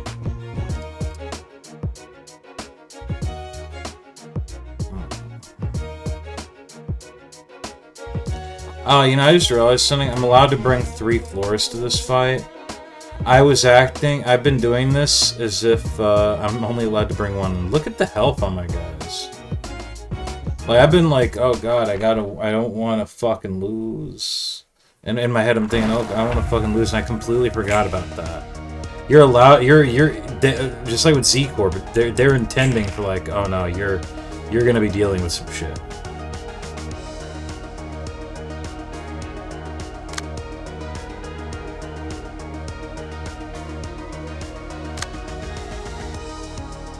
Oh, it doesn't restore.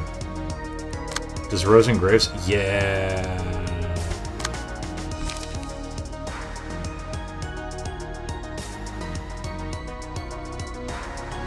Don't use this yet.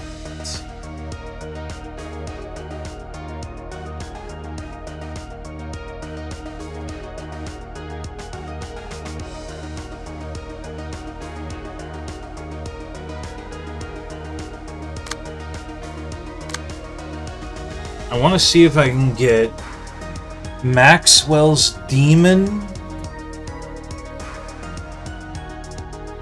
The clock strikes 12. I want to see if I can get Maxwell's Demon and like Snowflakes to pop off at the same time.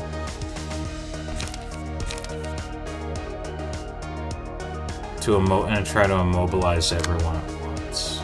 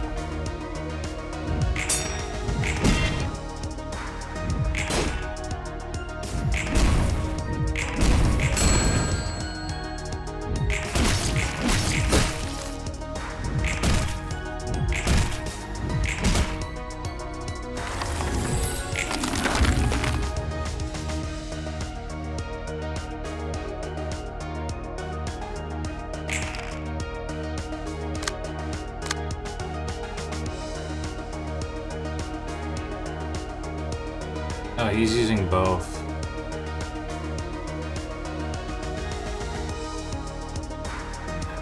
Very unfortunate.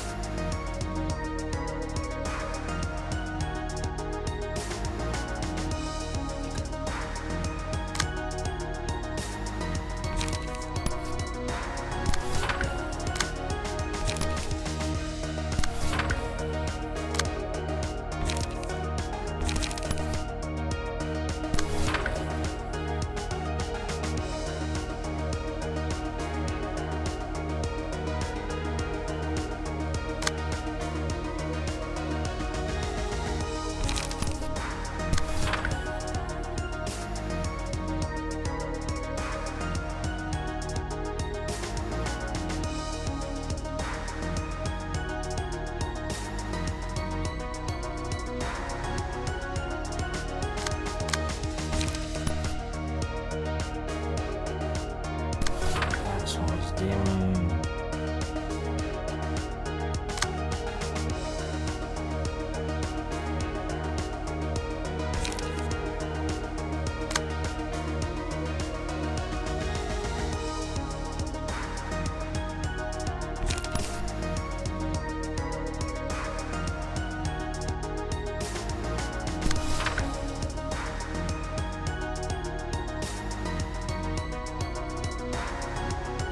Okay, Maximal's demon, like snowflakes.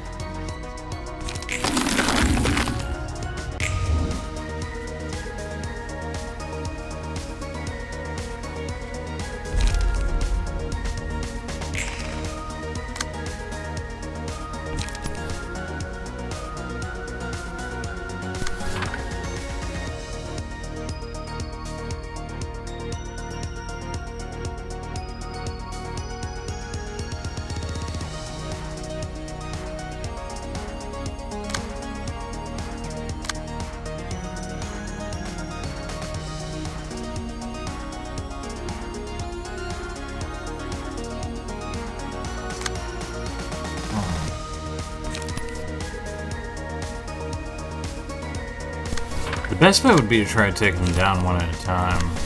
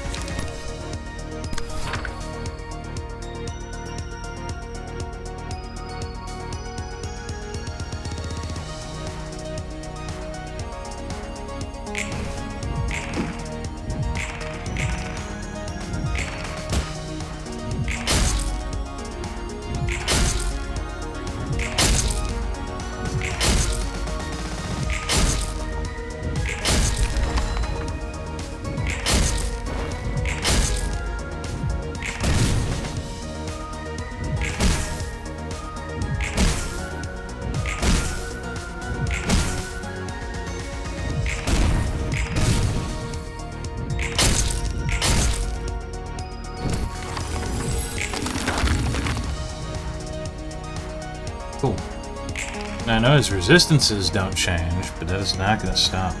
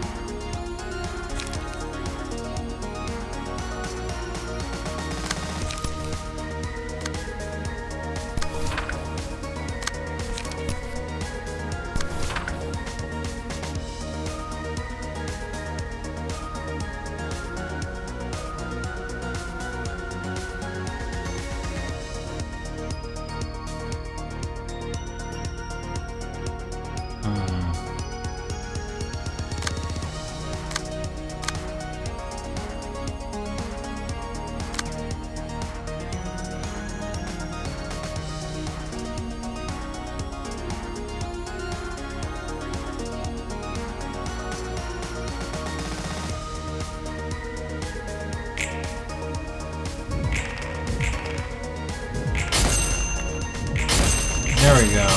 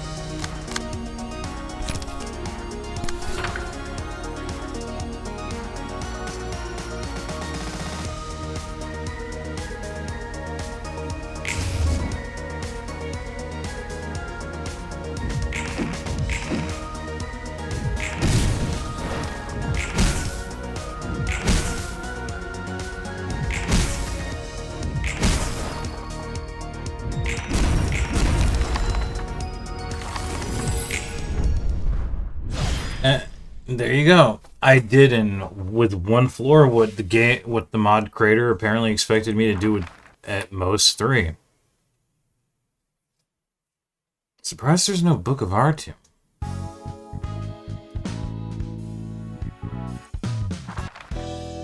Alright. Okay, so now we burn the books.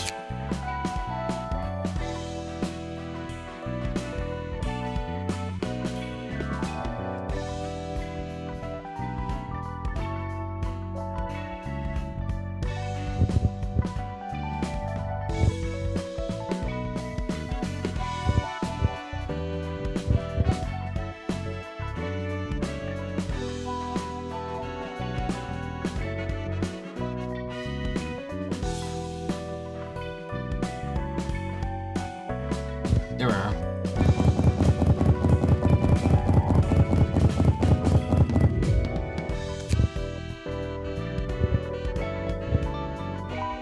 Oh, and there's a page. Wait, is that the page he was using, or? And we're gonna find out. So we have Artyom's page. That's honestly pretty insanely good. He has 2 extra speed die, and despite the speed die slot -1, he's unaffected by seal. At the start of the scene, restore 2 light and gain 3 protection, stagger protection.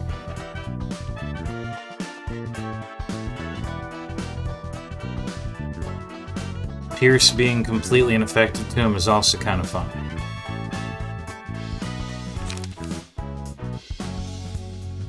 Attrition protocol, forgotten association equipment is actually kind of good. Triple R suit.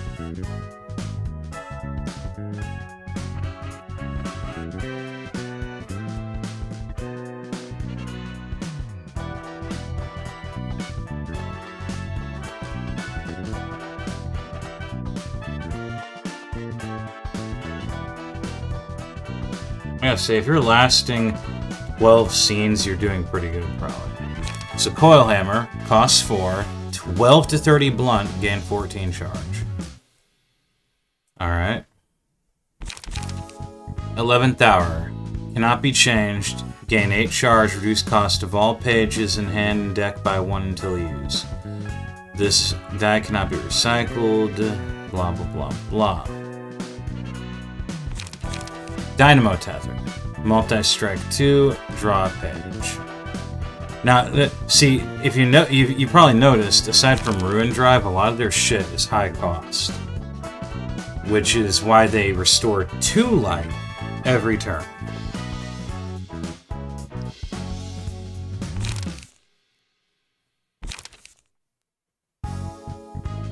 Alternatively, if you have...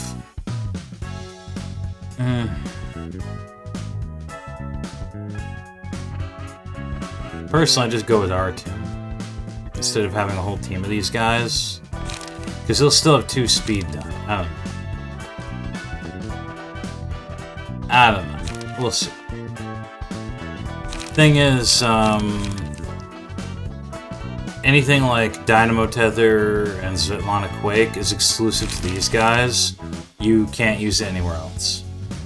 Gain 4 charge, reduce the cost of a random page in hand by 1 until used. This one costs 1. It's not that amazing. Then you got Replicant.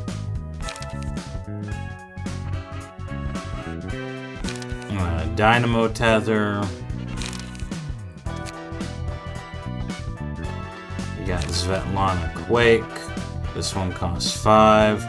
Cascading Tempest. This one costs 6. And what the fuck is this? The clock strikes... I have no idea how you pronounce that. Devenstadt. Cannot be redirected. The page's original cost is 12. This page additionally costs 12 charge. Onslaught 2, Multi-Strike 3. So this will target 4 enemies.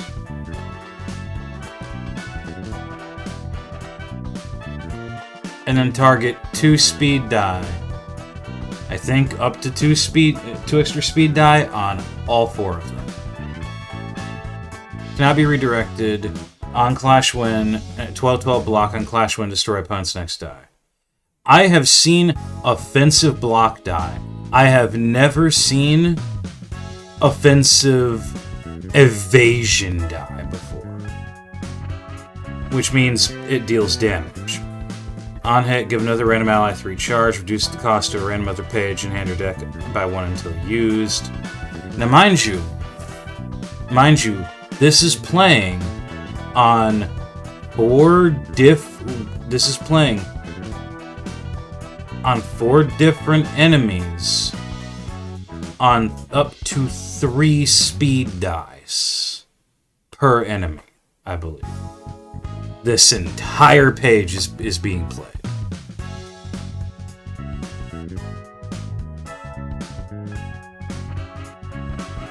Jesus.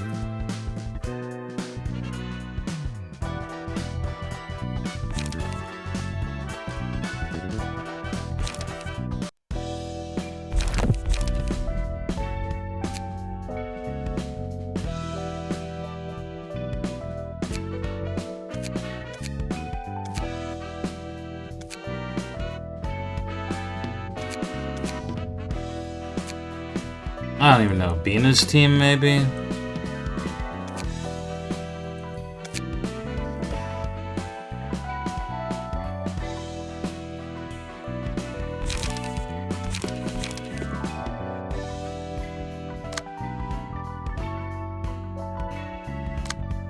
Actually, no, you know what? Hesed.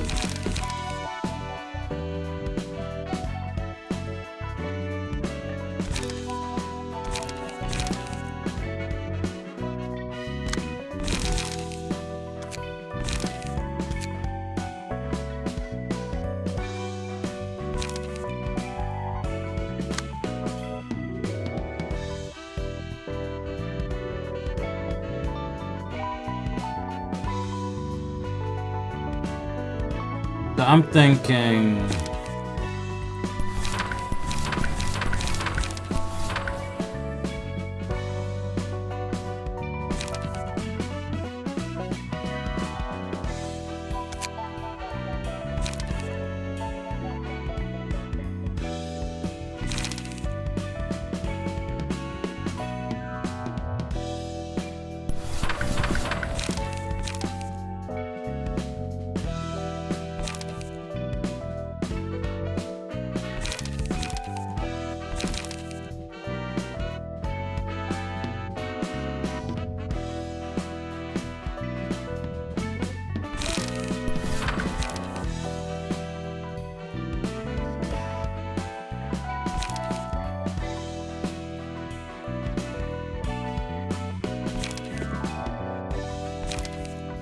Yeah.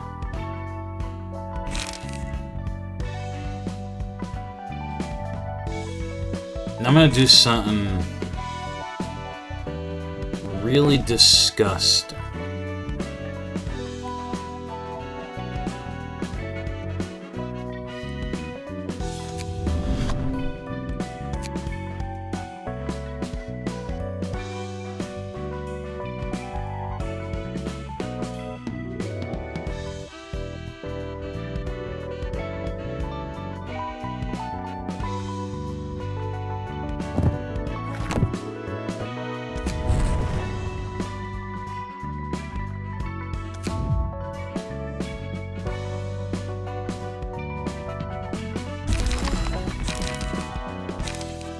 Oh yeah, also I forgot about this. This is from the GDI stuff, and I think it's really funny.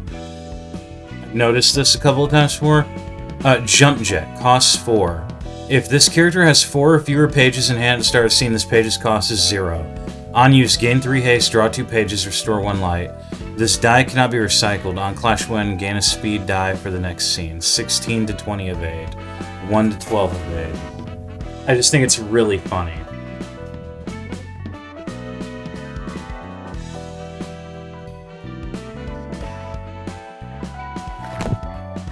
Oh yeah, I wanted to check something.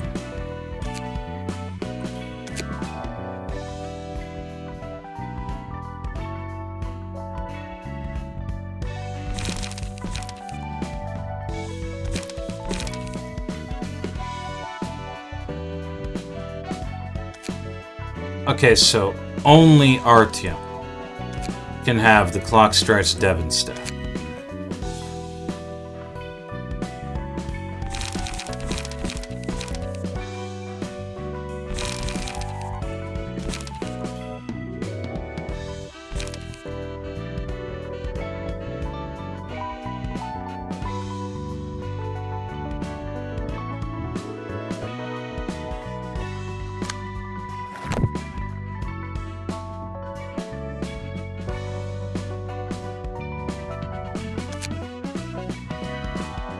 Oh, what the fuck?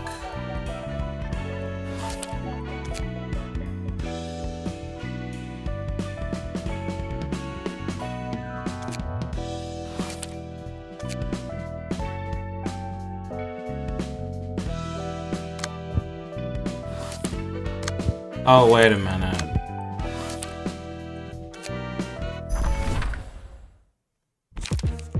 Nope. Nope. Nope, not yet. Nope. Okay, I was wondering what. Yeah, is that just the lead up to this? Yeah. So that's the Celeste Atlas. That's the Inquisition, or Ascension Project, Capricious Sorceress to defy death. The Fool Inverted is what they're called. We still have T-Corp and Natalia's office. And then it's just the fixed receptions left. Boy, I fucking hate fixed receptions. I've said this before. You're trying to create a fixed game and a game that cannot be completely fixed. And I think outside of the very clear win condition that I remember Capricious Sorceress and the Full Inverted has, most of this is entirely to luck. And I'm not a fan. So now I could try to set up a whole let me go back real quick.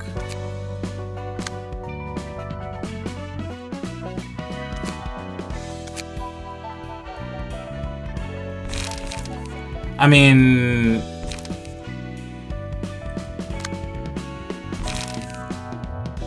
they basically have the same health as Artyom, same stagger as Artyom. They endure Pierce, whereas it's ineffective against him. Yeah, they only have one speed die, but this, which sounds like it sucks this late in the game. They're still pretty damn good.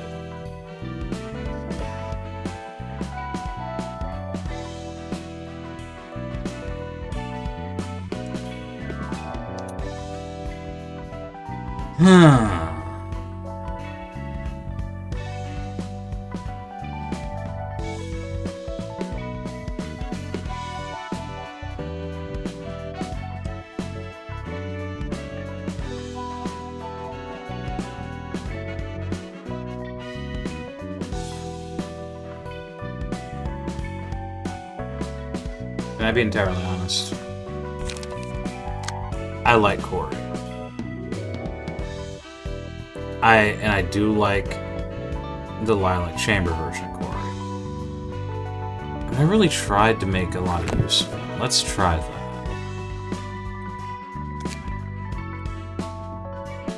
Alright. I'm gonna put a pin on it here, and we'll continue in the next part for T-Corp.